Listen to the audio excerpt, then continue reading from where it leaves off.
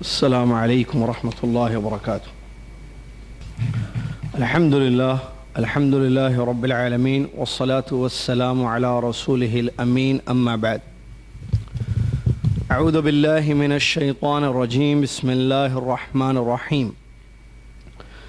يا أيها الذين آمنوا اتقوا الله حق تقاته ولا تموتن إلا وأنتم مسلمون. يا أيها الناس اتقوا ربكم الذي خلقكم من نفس واحدة وخلق منها زوجها وبث منهما رجالا كثيرا ونساء، واتقوا الله الذي تساءلون به والأرحام إن الله كان عليكم رقيبا. يا أيها الذين آمنوا اتقوا الله وقولوا قولا سديدا يصلح لكم أعمالكم ويغفر لكم ذنوبكم، ومن يطع الله ورسوله فقد فاز فوزا عظيما. قال الله سبحانه وتعالى: يا أيها المدثر قم فأنذر وربك فكبر وثيابك فطهر والرجز فاهجر. قالت عائشة رضي الله تعالى عنها: أول ما بدأ برسول الله صلى الله عليه وسلم الرؤيا الصالحة في النوم، فكان لا يرى رؤية إلا جاءت مثل فلق الصبح، ثم حبب إليه الخلاء، وكان يخلو بغار حراء يتحنث فيه، وهو التعبد الليالي ذوات العدد قبل أن ينزع إلى أهلي ويتزود لذلك، ثم يرجع إلى خديجة فيتزود لمثلها حتى جاءه الحق وهو في غار حراء، فجاءه الملك فقال له: اقرأ. قال: ما أنا بقارئ. قال: فأخذني فغطني حتى بلغ مني الجحد، ثم أرسلني فقال: اقرأ. فقلت: ما أنا بقارئ. فأخذني فغطني الثانية حتى بلغ مني الجهد، ثم أرسلني فقال: اقرأ. فقلت: ما أنا بقارئ. فأخذني فغطني الثالثة، ثم أرسلني فقال: اقرأ باسم ربك الذي خلق الإنسان من علق، اقرأ وربك الأكرم الذي علم بالقلم، علم الإنسان ما لم يعلم. فرجع بها رسول الله صلى الله عليه وسلم يرجف فؤاده، فدخل على خديجة بنت خويلد رضي الله عنها فقال: زملوني، فزملوه حتى ذهب عنه الروع، فقال لخديجة وأخبرها الخبر: لقد خشيت على نفسي. فقالت خديجة رضي الله عنها: والله لا يخزيك الله أبدا، إنك لتصل الرحم وتحمل الكل وتقري الضيف وتكسب المعدوم وتقري الضيف وتعين على نوائب الحق. فانطلقت به خديجة رضي الله عنها حتى أتت ورقة بن نوفل ابن أسد ابن عبد العزى، وكان ابن عم خديجة رضي الله عنها، وكان امرأ تنصر في الجاهلية، وكان يكتب الكتاب العبراني، فيكتب من الإنجيل بالعبرانية ما شاء الله أن يكتب، وكان شيخا كبيرا قد عمي. فقالت له خديجة: يا ابن عم، اسمع من ابن أخيك. فقال له ورقة: يا ابن أخي، ماذا ترى؟ فأخبره رسول الله صلى الله عليه وسلم خبر ما رأى. فقال له ورقة: هذا الناموس صاحب الوحي وهو جبريل الذي نزل على موسى، يا ليتني فيها جزعا شابا قويا، ليتني أكون حيا يخرجك قومك. فقال رسول الله صلى الله عليه وسلم: أو مخرجيهم قال نعم لم يأتي رجل قط بمثل ما جئت به إلا عوذي وإن يدركني يومك أنصرك نصرا مؤزرا ثم لم ينشب ورقة أن توفي وفتر الوحي رواه البخاري ومسلم أو كما جاء في الحديث. تمام تعریفیں، ہر قسم کی بڑائی، کبریائی، ہر قسم کی عبادتیں اسی ایک اللہ سبحانہ و تعالیٰ کے لیے ہے، جو اللہ سبحانہ و تعالیٰ ہمارا خالق بھی ہے، مالک بھی ہے، اور وہی حقیقی معبود ہے، اس کے سوا کوئی بندگی اور عبادت کے لائق نہیں ہے۔ سبحان اللہ و بحمدہ سبحان اللہ العظیم۔ اس کے بعد درود السلام ہو امام الانبیاء محمد الرسول اللہ صلی اللہ علیہ وسلم کی ذات گرامی پر، کہ جن کو اللہ تبارک و تعالیٰ نے اپنا آخری نبی اور رسول بنا کر، توحید کا داعی بنا کر، شرک کو مٹانے والا بنا کر مبعوث فرمایا۔ اللہم صلی علی محمد وعلی آل محمد کما صلیت علی ابراہیم وعلی آل ابراہیم انک حمید مجید۔ اللہم بارک علی محمد وعلی آل محمد کما بارکت علی ابراہیم وعلی آل ابراہیم انک حمید مجید۔ اس حمد اور صلاۃ بر نبی علیہ الصلاۃ والسلام کے بعد، یہ جیسا کہ آپ جانتے ہیں 10واں علمی دورہ ہے سیرت نبی صلی اللہ علیہ وسلم کے موضوع پر، اور اس کا جو ٹاپک مقرر کیا گیا ہے کہ پیارے نبی علیہ الصلاۃ والسلام کی سیرت کی روشنی میں زندگی گزارنے کے سنہرے اصول، 6 جماعت پر مشتمل، 6 کلاسوں پر مشتمل یہ دورہ چل رہا ہے، جس میں سے 4 کلاسز ہو چکی ہیں، یہ 5ویں کلاس چل رہی ہے، اور ہم سیرت کے مؤثر اور شاندار پہلوؤں کو پڑھتے جا رہے ہیں۔ بات آ کر رکی تھی نزول وحی کے بارے میں، حضرت عائشہ رضی اللہ تعالیٰ عنہ کی حدیث ہم پڑھ رہے تھے، جس حدیث کو امام بخاری، امام مسلم رحمہم اللہ نے روایت کیا ہے، جس حدیث شریف میں ام المومنین عائشہ رضی اللہ عنہا نے وحی کے پہلے نزول کے بارے میں بیان فرمایا ہے۔ ہم وہ حدیث تقریباً پڑھ چکے تھے، وہاں تک ہم نے پڑھا تھا کہ پیارے نبی علیہ الصلاۃ والسلام غار سے جب گھر تشریف لائے تو آپ کا دل کانپ رہا تھا، آپ خوفزدہ تھے، گھبرائے ہوئے تھے، اور آ کر آپ نے اپنے گھر والوں سے کہا کہ مجھے چادر اڑا دو، مجھے چادر اڑا دو۔ چنانچہ خدیجہ رضی اللہ تعالیٰ عنہا نے آپ کو چادر اڑا دیا، یہاں تک کہ آپ کی دہشت، آپ کی گھبراہٹ اور آپ کا خوف ختم ہوا۔ اور اس واقعے کو بیان کرتے ہوئے، چونکہ بات تعلیم کی آئی تھی، اسی لیے ہم نے ایک سوال کیا تھا آپ تمام ذمہ داروں سے جو اپنی اولاد کی ذمہ دار ہیں، اور وہ ہمارا سوال تھا کہ انسان تعلیم کیوں دیتا ہے اپنی اولاد کو، یا یہ کہ تعلیم کا مقصد کیا ہے۔ اور یہ بات کہاں سے نکلی تھی؟ حضرت خدیجہ رضی اللہ تعالیٰ عنہ نے جو پیارے نبی علیہ الصلوۃ والسلام کو تسلی دی، جو آج وہ الفاظ ہم پڑھیں گے انشاءاللہ، تو اولاد کو اگر صحیح تعلیم دی جائے تو ان کی زندگی پر اس کا اثر ہوتا ہے، وہ جو کام کرتے ہیں وہ صحیح اور درست ہوتا ہے، وہ جو بات کرتے ہیں وہ صحیح اور درست ہوتی ہے۔ تو اسلامی تعلیم، دینی تعلیم کی یا تعلیم کی بڑی اہمیت ہے، یہاں سے بات نکلی تھی۔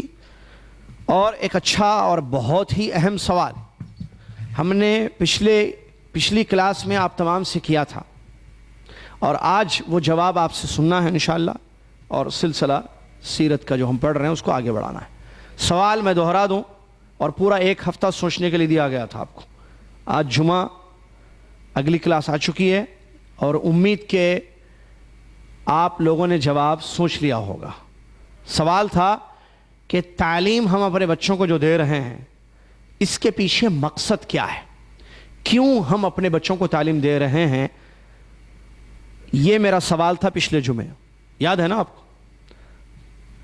اور تعلیم، جب میرے سوال کا مطلب بھی واضح تھا ہوگا، انشاءاللہ سمجھ گئے ہوں گے آپ کے، اکثر و بیشتر دنیاوی تعلیم بچوں کو دی جاتی ہے. بچہ پیدا ہوتا ہے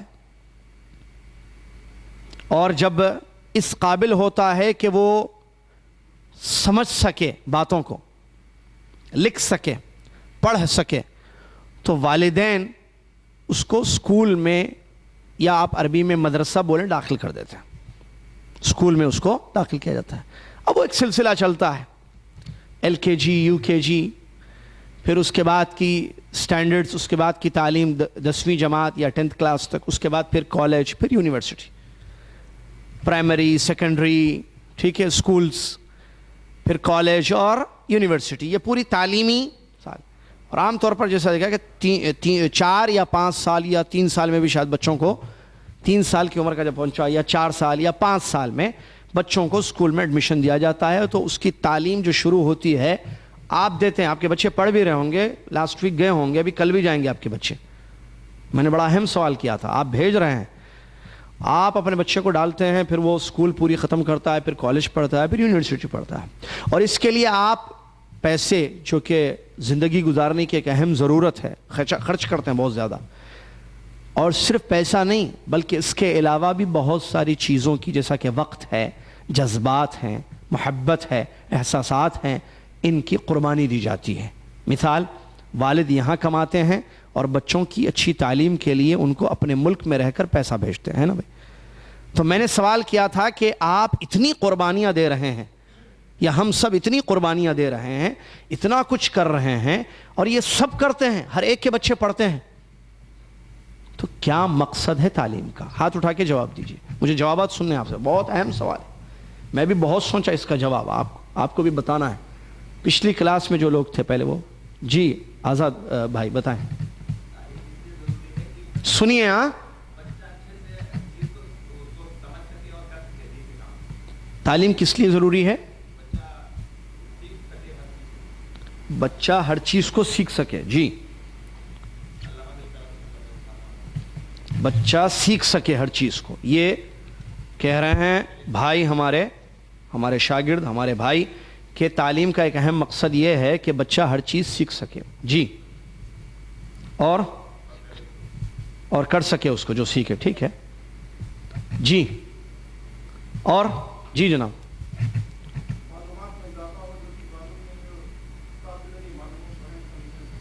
معلومات میں اضافہ. جی،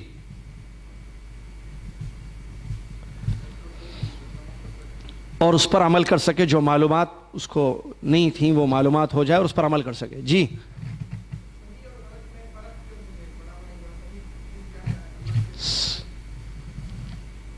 بچے پڑھ رہے آپ کے؟ ہاں، ان جنرل بات ہو رہی ہے. ٹھیک ہے. اب وہ یہ جواب جو ہے پریکٹیکلی چاہیے، جو ہو رہا ہے. یہ نہیں کہ کیا تعلیم دینی چاہیے، یہ سوال نہیں ہے. سوال یہ ہے کہ آپ اپنے بچوں کو تعلیم دے رہے ہیں نا، تو کس لیے دے رہے ہیں؟ تو ہر شخص اپنی بات بتائے. میں اس لیے دے رہا ہوں. اب 2 جوابات آئے. ایک بھائی نے کہا کہ جو ہر چیز کو سیکھنا بچہ، تاکہ سیکھے اور اس پر عمل کر سکے. کسی اور نے کہا کہ معلومات میں اضافہ ہو جائے اور وہ اس پر عمل کر سکے. نہیں، انہوں نے کیا کہا؟ صحیح اور غلط کی پہچان. ٹھیک ہے، صحیح اور غلط کی پہچان. ٹھیک ہے.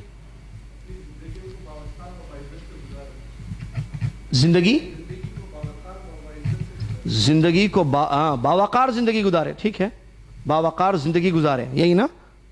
ٹھیک. پیچھے ہاتھ اٹھاتا. جی،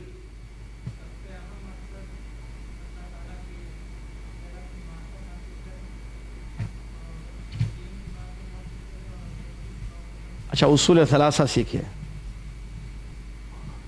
بچے پڑھ رہے ہیں آپ کے؟ تو یہی سکھا رہے ہیں آپ؟ جی، اچھا خیر، یہ ذرا آخر میں بولیں گے. ٹھیک. اور کوئی جوابات ہیں؟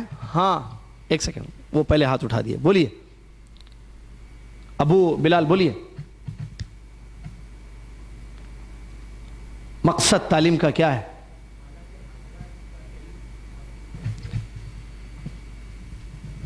حالات حاضرہ کا علم. جی دنیا میں رہنے کی صلاحیت آ جائے. اچھا بہت اچھا ہے. پھر بولیے, جملے اچھے ہیں. حالات حاضرہ کا علم ہو اور دنیا, ہاں دنیا میں رہنے کی, ٹھیک ہے, صلاحیت ہو جائے اور کسی فن کو یا کسی فن کو اختیار کر کے ذریعہ معاش اس کو بنا لیں. جی ہاں نہیں عبدالرزاق صاحب, نہیں بیٹھے آرام سے بیٹھ کر ہی بولیے, کوئی مسئلہ. اسلام جلدی جلدی بھائی, بہت اہم, جلدی.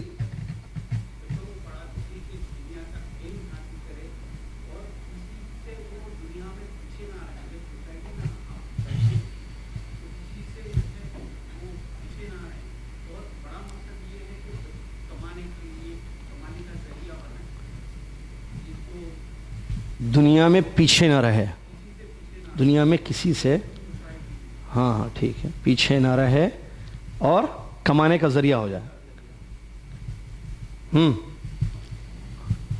زاہد صاحب,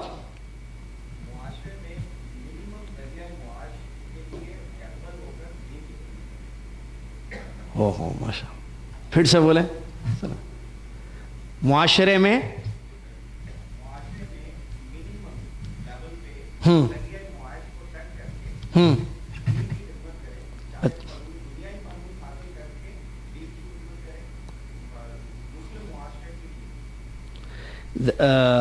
معاشرے میں منیمم یعنی کم سے کم ذریعہ معاش کو حاصل کرے, معاش حاصل کرے اور دینی خدمت کرے اس کے. جی اور کوئی جواب؟ ہاں منہاج صاحب, وہ جو سوال تھا تعلیم کا مقصد. جی آپ انڈیا, کینیڈا, سعودی عرب, 3 کنٹریز کی زندگی گزارے ہیں, ذرا یہ بھی سنتے ہیں ان سے بھی. جاوید صاحب اور منہاج صاحب یہ لوگ ذرا زیادہ کنٹریز کا تجربہ ہے.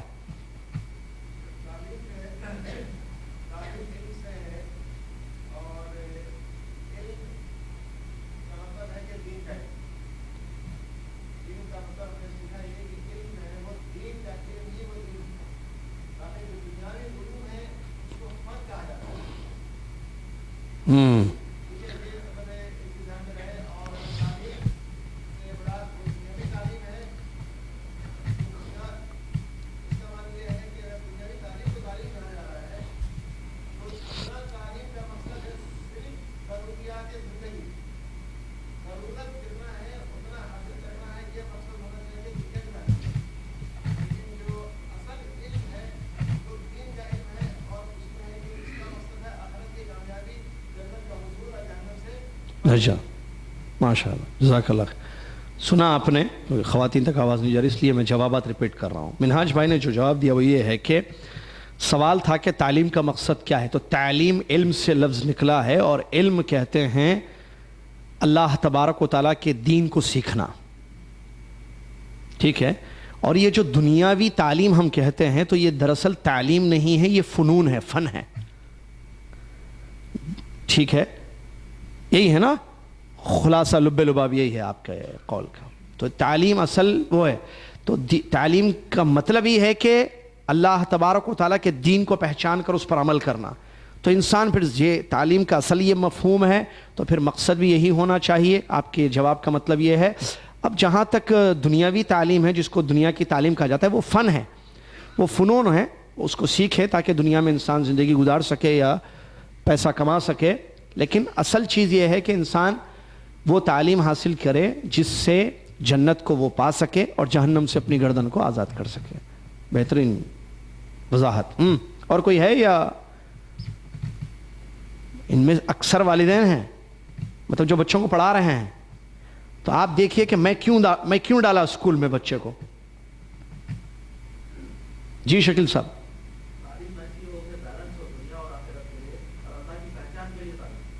تعلیم ایسی ہو کہ جس میں بیلنس ہو دنیا اور آخرت, جس میں اللہ تبارک و تعالیٰ کی پہچان ہو. تقریباً وہی. جی پیچھے حافظ صاحب ہاتھ اٹھائے, بولیے حافظ صاحب. حافظ صاحب کا جواب سنیے جن کے والدین نے ان کو حافظ بنا دیا.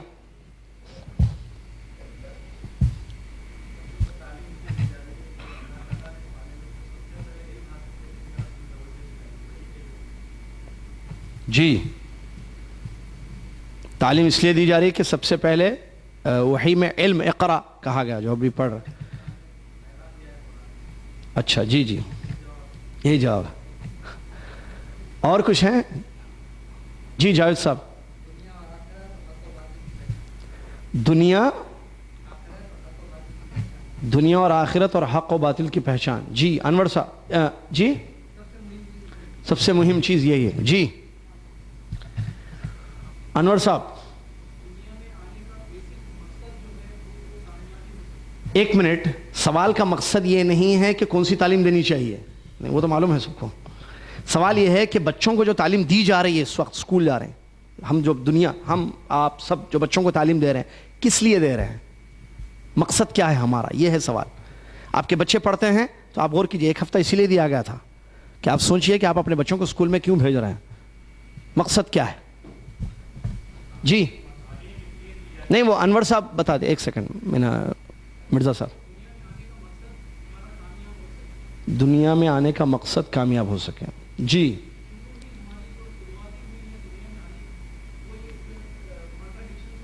جی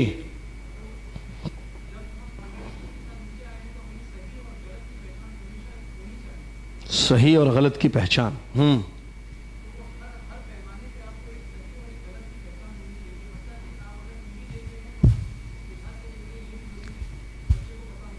جی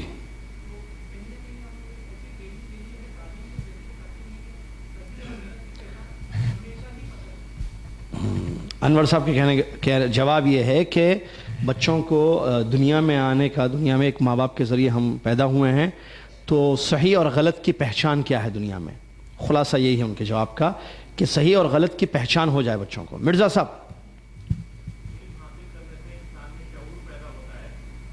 شعور پیدا کرنا,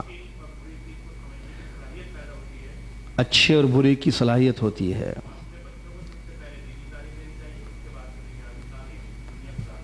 اپنے بچوں کو سب سے پہلے دینی تعلیم دینی چاہیے, پھر دنیاوی تعلیم دینی چاہیے.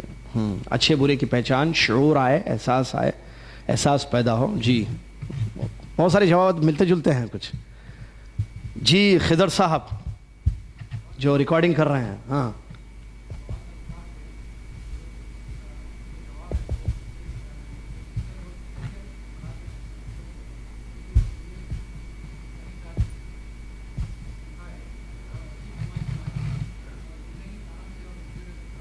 آپ پھر بولیں.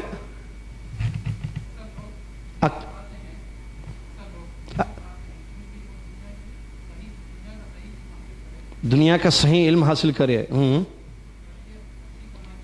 اچھی کمائی کمائے,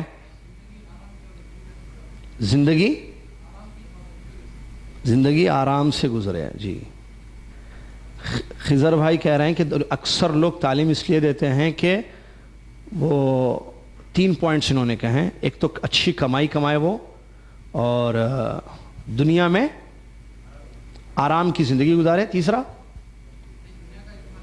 دنیا کا علم حاصل کرے تاکہ اچھی کمائی ہو اور ایک آرام سکون کی زندگی گزار سکے. صدیق صاحب.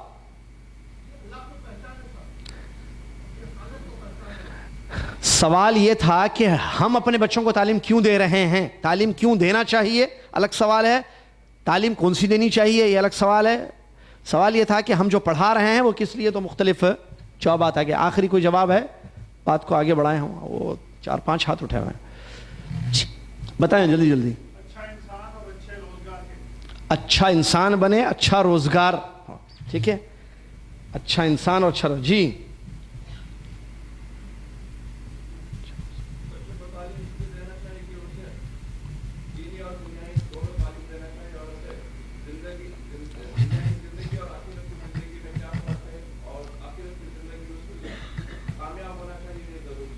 آخرت کی زندگی کامیاب ہونا چاہیے, دنیا دین کی تعلیم. بہرحال یہ جواب اس سے پہلے بھی آیا ہے ماشاءاللہ, یہ تقریباً ہوئے.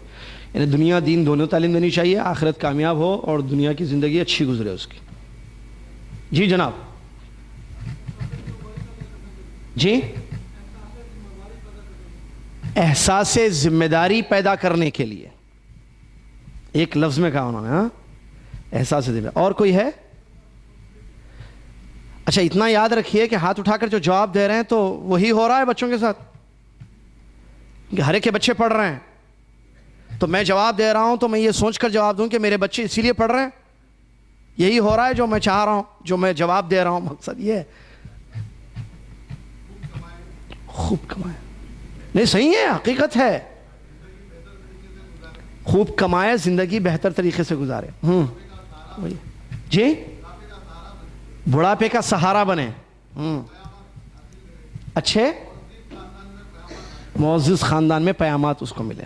ارے شادی ہو، یہ کہہ رہا. ہاں ہو گیا بھائی. اور کوئی ہیں؟ اگر اچھا اور کسی کا جواب ان جوابات سے مختلف ہو تو ہاتھ اٹھائیں، یہ بہتر ہے زیادہ، کیونکہ بہت سارا جواب، اکثر جواب یہ آیا ہے کہ زندگی اچھی گزارے، اچھے اور برے کی تمیز ہو اور اچھا کمائے. اکثر جوابوں میں یہ چیز ہے، دنیا اچھی گزارے اور اچھی کمائی اس کی ہو. اس سے ہٹ کر کوئی جواب ہے؟ ہمارے یہ بھی آیا ہے جواب. کسی نے کہا کہ ہمارے بچے دوسروں کے بچوں سے آگے بڑھے، دیکھ رہے ہیں، یہ بھی مقصد ہے. ہاں نہیں صحیح ہے.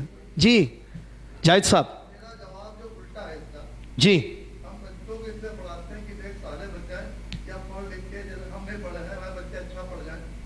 لیکن وہ پڑھنا جو پڑھ رہے ہیں، آج میں جو دیکھا لوگوں نے سروے کیا ہے تو وہ بچے جو پڑھنے کے بعد بگڑ رہے ہیں. کہ ہم ان کو پڑھاتے اس لیے ہیں کہ وہ اچھی تعلیم پا کے اچھا عمل کریں. دنیاوی دینی میں تو ہم نے بہت پیچھے ہیں، دنیاوی جو معاملہ ہے اس میں بڑا الٹا معاملہ چل رہا ہے. وہ بچے جاتے ہیں اسکول پڑھتے ہیں، جتنے بھی اچھے پڑھے لکھے بچے زیادہ برباد ہیں، ہر برے پہ اثر پائی جائے. اور ہماری سوچ یہ میرا بچہ اچھا پڑھ رہا ہے، چاہے کسی بھی ذریعے سے ہم اس لیے پڑھا رہے ہیں، لیکن ہمارے بچے ہمارے نہیں سنتے جو آج کی تعلیم کے ساتھ دنیاوی. جاوید صاحب کا جواب کیا ہے سنا آپ نے؟ لکھنؤ سے تعلق ہے آپ کا، ہاں اردو ادب. آپ کہہ رہے ہیں کہ ہم اس لیے بچوں کو پڑھاتے ہیں، مقصد تعلیم کا یہ ہے کہ بچے اچھا عمل کرے، دنیا میں اچھے بنے وہ. لیکن ہو رہا ہے اس کا الٹا، کہ جتنی اچھی سے اچھی ہم تعلیم دے رہے ہیں بچہ اتنے سے اتنا زیادہ خراب ہو رہا ہے، بگڑ رہا ہے. ٹھیک ہے، یہ خلاصہ ان کا. کچھ اور جواب ہے ان جوابات سے ہٹ کر جو اب تک دیے گئے ہیں؟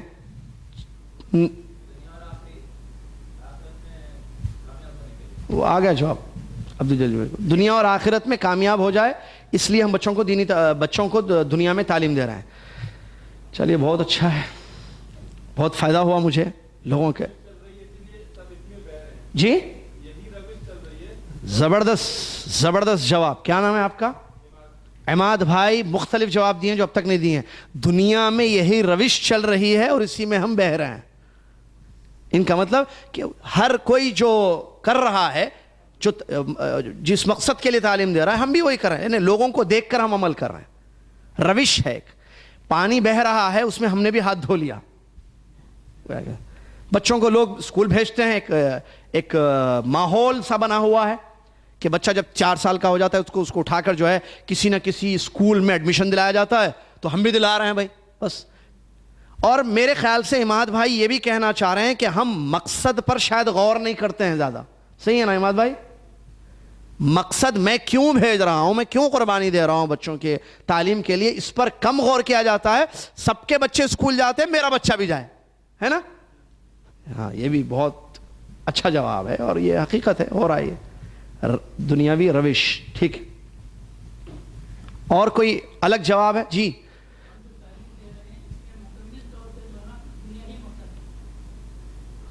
کیا مقصد کیا ہے؟ دنیا کمائے، دنیا صرف دنیا کا مقصد. ہاں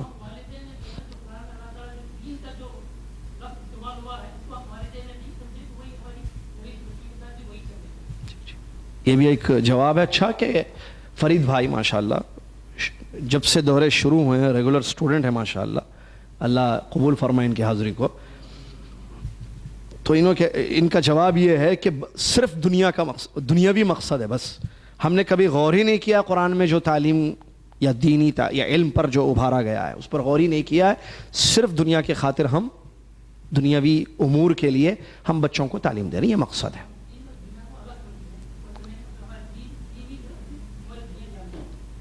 ہم نے دین اور دنیا کو الگ سمجھا ہے، جبکہ دین میں دنیا بھی شامل ہے. جی پڑھ رہے بچے آپ کے بھی؟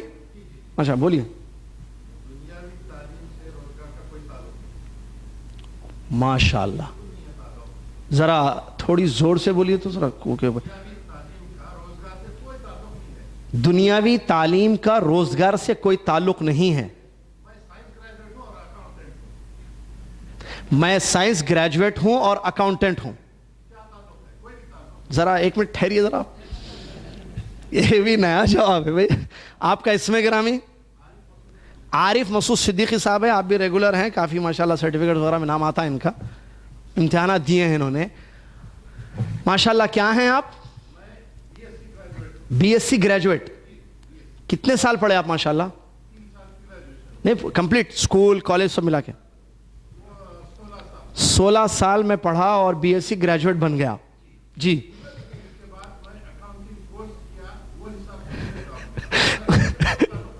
اس کے بعد میں اکاؤنٹنگ کورس کیا اور اکاؤنٹنٹ کا جاب کر رہا ہوں. یعنی یہ ویسٹ میں، یہ ایسٹ میں. تو اس سے کیا کہنا چاہ رہے ہیں آپ؟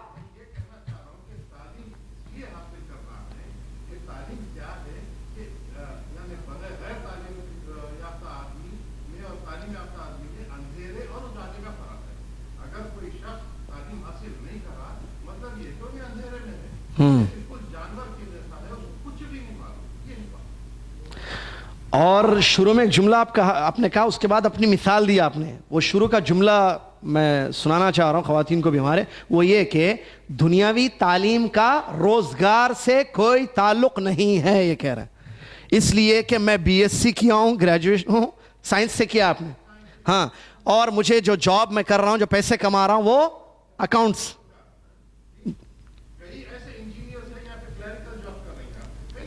کئی ایسے انجینئرس ہیں جو کلیریکل جاب کر رہے ہیں. کیا وہ سب بھی اسی ملک میں پیسے کما رہے ہیں؟ یعنی ڈاکٹر ہے لیکن کچھ اور کر رہا ہے، انجینئر ہے کچھ اور. یہ عارف صدیقی صاحب کا جواب پریکٹیکلی جواب ہے کہ دنیاوی تعلیم کا روزگار سے کوئی تعلق نہیں ہے. انسان پڑھتا کچھ ہے اور کماتا کسی اور راستے سے. اس کی وجہ ہے کہ رزق اللہ کی طرف سے وہ کس ذریعے سے دے رہا ہے. واللہ طرف کیا بات ہے بھائی. متفق ہیں یا مختلف ہیں آپ ان کے اس جواب سے؟ متفق ہیں؟ ہاں ندیم صاحب کیا جواب ہے بھائی، پریکٹیکل. اللہ اکبر. بہرحال بات کو روکتے ہیں کیونکہ ہمیں ذرا سیرت بھی، سیرت کے حوالے سے یہ مت سمجھیں کہ یہ ہٹ کر ہے موضوع، نہیں، سنہرے اصول ہیں. ہم سیرت نبی صلی اللہ علیہ وسلم کی روشنی میں زندگی گزارنے کے سنہرے اصول ہم پڑھ رہے ہیں. تو دین کی تعلیم وہی شروع ہوئی ہے، دینی تعلیم. اقرأ باسم ربک الذی خلق، اس سے بات نکلی ہے نا. اور حضرت خدیجہ رضی اللہ تعالیٰ عنہ، تعلیم کا اثر تھا کہ شوہر کا انہوں نے کتنا ساتھ دیا، یہاں سے بات نکلی تھی. تو بڑا اہم ہم نے سوال کیا تھا، اور وہ کہ ہم اپنے بچوں کو تعلیم کیوں دے رہے ہیں. جو جوابات میرے پاس آئے ہیں آپ نے بھی سنا ہے، خواتین کو بھی ہم نے سنایا ہے، جو اسٹوڈنٹس ہماری بیٹھی ہوئی ہیں وہاں پر، بچیاں یا خواتین. تو تقریباً جوابات ایک ہی تھے، الا یہ کہ کچھ مختلف رہے. تقریباً جو جواب تھا کہ بھائی دنیا کی زندگی اچھی گزرے، ان کی اچھے برے کی تمیز ہو. سنیں غور سے کیونکہ جوابات سے اثر ہے اس کا، جوابات سے مجھے کچھ کہنا ہے آپ کو. بچے کی زندگی اچھی گزرے، ٹھیک ہے، وہ کچھ سیکھے کیا صحیح ہے کیا غلط ہے، کیا اچھا ہے کیا برا ہے، ٹھیک ہے، اور اس حساب سے اس کی زندگی گزرے. اس کے معلومات میں اضافہ، وہ بھی یہی چیز ہے. اور دوسری ایک بڑی اہم وجہ پیسے کمانا. یہ فن ہے، یہ ذریعہ معاش ہے، کیونکہ میں یہ کورس کراؤں گا تو اس کی ڈیمانڈ ہے آج کل، ٹھیک ہے. جیسے میں بچے کو ایم بی اے کراتا ہوں تو کیونکہ ایم بی اے سے کم جو ہے 5-6 ہزار ریال سیلری اس کو مل جائے گی، تو اس لیے میں وہ کراتا ہوں کیونکہ دنیا اور مارکیٹ اور دنیا کا ماحول میرے سامنے ہے، مشاہدے میں ہے، ٹھیک ہے، یا جو بھی کمائی ہو رہی ہے. تو دو یہ بنیادی وجوہات بتائے گئے ہیں، اور دو تو اہم ہے کہ اچھے برے کی تمیز اور پیسہ کمانا. دنیا اچھی گزارنا یا پیسہ کمانا ایک ہی بات ہے، الفاظ الگ الگ ہے. البتہ جو تیسرا ایک جواب رہا، بلکہ دوسرا ایک جواب رہا، وہ ہے ذمہ داری کا احساس ہو جائے بچوں کو. ٹھیک ہے، تو جوابات جو آئے ہیں، نمبر 1 دنیا کی صحیح اور غلط کی پہچان ہو جائے اور اچھی کمائی ہو. نمبر 2 احساس ذمہ داری پیدا ہو جائے. نمبر 3 جو بھائی نے کہا کہ سب پڑھا رہے ہیں بچوں کو، میں بھی پڑھا رہا ہوں اس لیے. نمبر 4 جو ہمارے کیا نام ہے عارف مسعود صدیقی صاحب نے کہا کہ ہم دنیا میں جو تعلیم دے رہے ہیں تو اس تعلیم کا روزگار سے کوئی تعلق نہیں ہے. تو یہ جوابات ہیں. ٹھیک ہے، اور صحیح جواب کیا ہے یہ نہیں چاہیے ہمیں. نہیں، دنیا کی تعلیم کا مقصد کیا ہے، صحیح جواب آپ سب کو معلوم ہے. میں کیوں پڑھا رہا ہوں، آپ کیوں پڑھا رہے ہیں، معلوم ہے سب کو. اور یہ پورے جوابات غلط نہیں ہیں. کیوں؟ کیونکہ جنہوں نے جواب دیے ہیں ان کے بچے ہیں، ان کے بچے پڑھ رہے ہیں، ان کے بچے پڑھ رہے ہیں. اور جاوید بھائی کا بھی جواب کہ مقصد یہ تھا کہ بچہ اچھا بنے، وہ بھی وہی جواب ہے جو لوگوں نے کہا کہ اچھے برے کی تمیز ہو جائے، بچہ اچھی زندگی گزارے، اچھا انسان بنے، اس لیے ہم پڑھا رہے ہیں. لیکن انہوں نے اس کا اثر بتایا ہے کہ ہو رہا ہے کہ الٹا، کہ بچہ بجائے اچھا ہونے کے برا ہو رہا ہے. تو اس پر غور کیا جائے. یہ سارے جوابات پر، یہ سارے جوابات صحیح ہیں، کوئی جواب غلط نہیں ہے اس میں. کیوں؟ کیونکہ بھائی اچھے برے کی تمیز دنیاوی تعلیم سے ہو. بھائی اس لیے ہم تعلیم کا مقصد یہ ہے کہ میرے بچے کو صحیح اور غلط کی پہچان ہو. صحیح ہے یا غلط ہے جواب؟ صحیح ہے. میرا بچہ پیسے کمائے کیونکہ پیسے کمانا زندگی گزارنے کے لیے ضروری ہے. غلط ہے جواب؟ صحیح ہے. اسی طریقے سے دنیاوی روش پر جو ہے ہم چلتے ہوئے بچوں کو تعلیم دے رہے ہیں، غلط ہے؟ صحیح جواب ہے. اور دنیاوی تعلیم ہم دے رہے ہیں لیکن پیسہ جو ہے کسی اور راستے سے کما رہے ہیں، جو عارف بھائی نے بتایا، غلط ہے؟ صحیح ہے. اب جب یہ سارے جوابات صحیح ہیں اور یہ اچھے مقاصد ہیں یہ یا برے مقاصد ہیں؟ پیسہ کمانا، کوئی چیز سیکھ کر پیسے کمانا غلط ہے یا اچھا ہے؟ اچھی چیز ہے. صحیح اور غلط کی پہچان ہو ہماری اولاد کو تو ہم اس راستے پر لگا رہے ہیں تو غلط ہے؟ یہ نہیں ہے. اچھی زندگی میرا بچہ گزارے، میری بچی گزارے، یہ غلط ہے؟ نہیں، صحیح ہے. لوگ ایک اچھا کام کر رہے ہیں تو میں بھی وہ اچھا کام کرنا چاہتا ہوں، غلط ہے؟ نہیں ہے. پھر سوال یہ پیدا ہوتا ہے، کیا یہ مقصد جس کے تحت آپ اپنے بچوں کو بھیج رہے ہیں پورا ہو رہا ہے؟ یا آپ غور کر لیجئے، جواب نہیں چاہیے اس کا. آپ کے یہ جو پیارے پیارے مقاصد ہیں کیا یہ پورے ہو رہے ہیں؟ اس کے لیے سوالات. کیا جس اسکول میں آپ کا بچہ پڑھ رہا ہے، جس کالج میں آپ کی بچی پڑھ رہی ہے، وہاں اچھے برے کی تمیز سکھائی جاتی ہے؟ حلال راستوں سے پیسے کمانے کی تعلیم دی جاتی ہے؟ جی، یہ مجھے اصل بتانا تھا آپ کو. وہ تو معلوم تھے جوابات آئیں گے ایسے ہی، اور کیا آئے گا جواب؟ ہم بھی دنیا میں رہتے ہیں، جوابات کیا آئیں گے معلوم ہے. لوگ کیوں پڑھاتے ہیں؟ ہم بھی پڑھے، ہم بھی پڑھا رہے ہیں، خاندان والے بھی ہمارے پڑھا رہے ہیں، رشتہ دار بھی پڑھا رہے ہیں، میرے دوستوں کے بچے بھی پڑھ رہے ہیں، میرے پڑوسیوں کے بچے بھی پڑھ رہے ہیں. مجھے معلوم ہے، میں دیکھتا ہوں، سب میں جانتا ہوں، آپ جانتے ہیں. مقاصد معلوم ہے کیوں پڑھا رہے ہیں بچوں کو لوگ. لیکن سوال کیا یہ مقصد پورا ہو رہا ہے؟ نمبر 1 جو بڑا اہم مقصد ہے، دنیا میں بچہ اچھی زندگی گزارے. تو کیا یہ مقصد پورا ہو رہا ہے؟ یہ دیکھا جائے. اچھے برے کی تمیز اسکول میں بتائی جا رہی ہے یا کالج میں، یونیورسٹی میں؟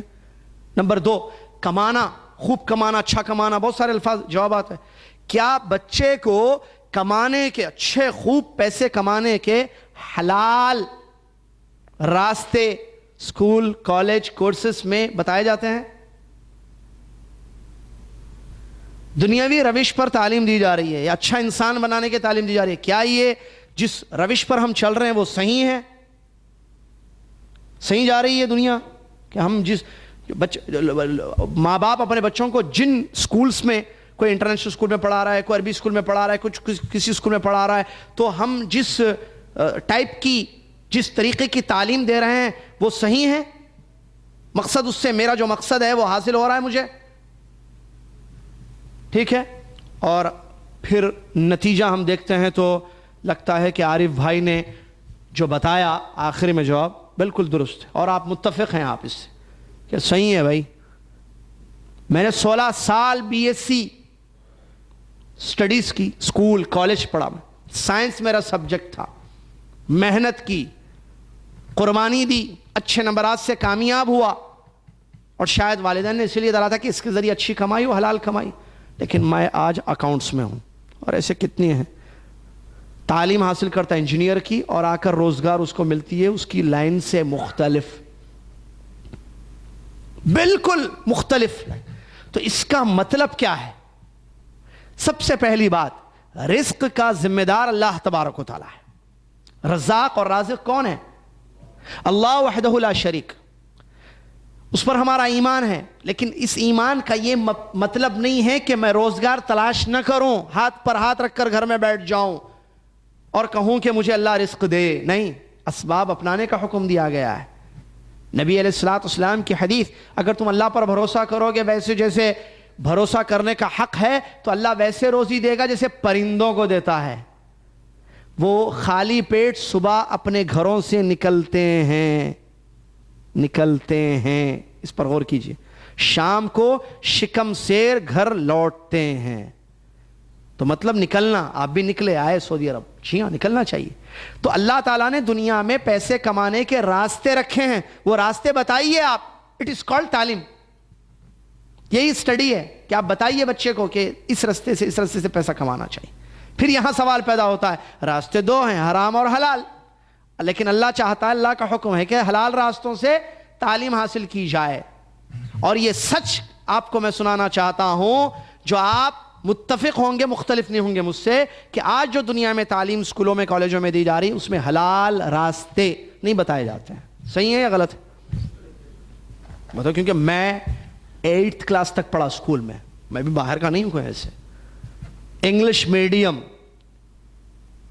کرسچن اسکول میں پڑھا 8 سال.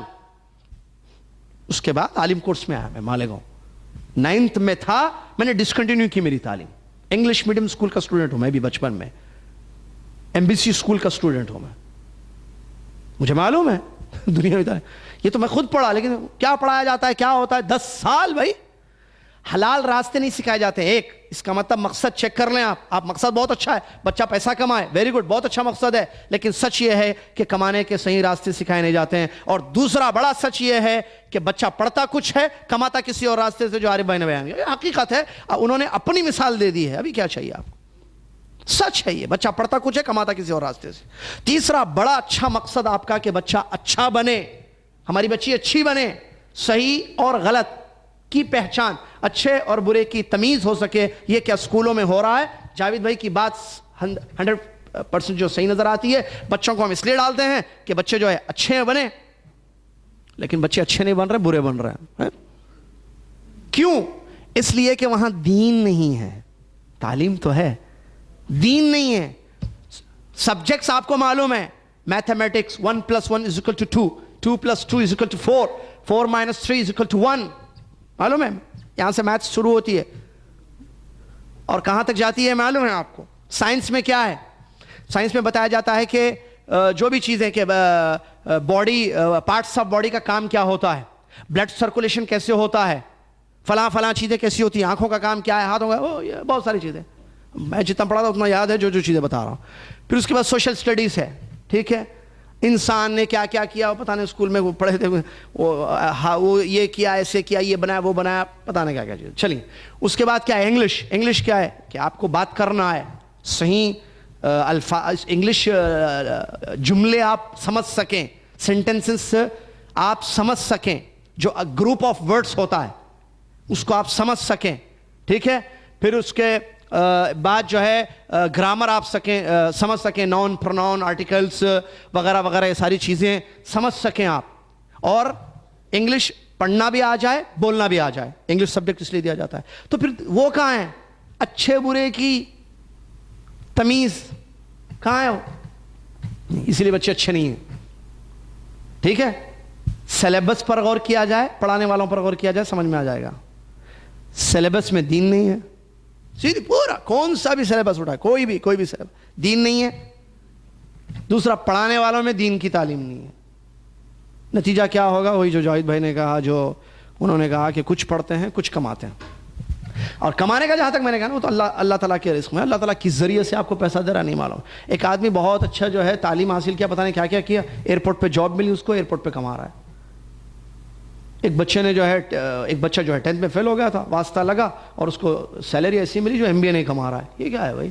میں اتنی محنت کیا، بچہ بولتا میں نے اتنی محنت کی، اتنی بڑی ڈگری حاصل کی اور مجھے 3000 درہم میں کماتا ہوں اور یہ 7000 درہم کماتا ہے. یہ انگوٹھا چھاپ یہ مجھ سے کتنی پیچھے ہے. یہ سمجھ میں نہیں آ رہا یہ کیا ہے بھائی؟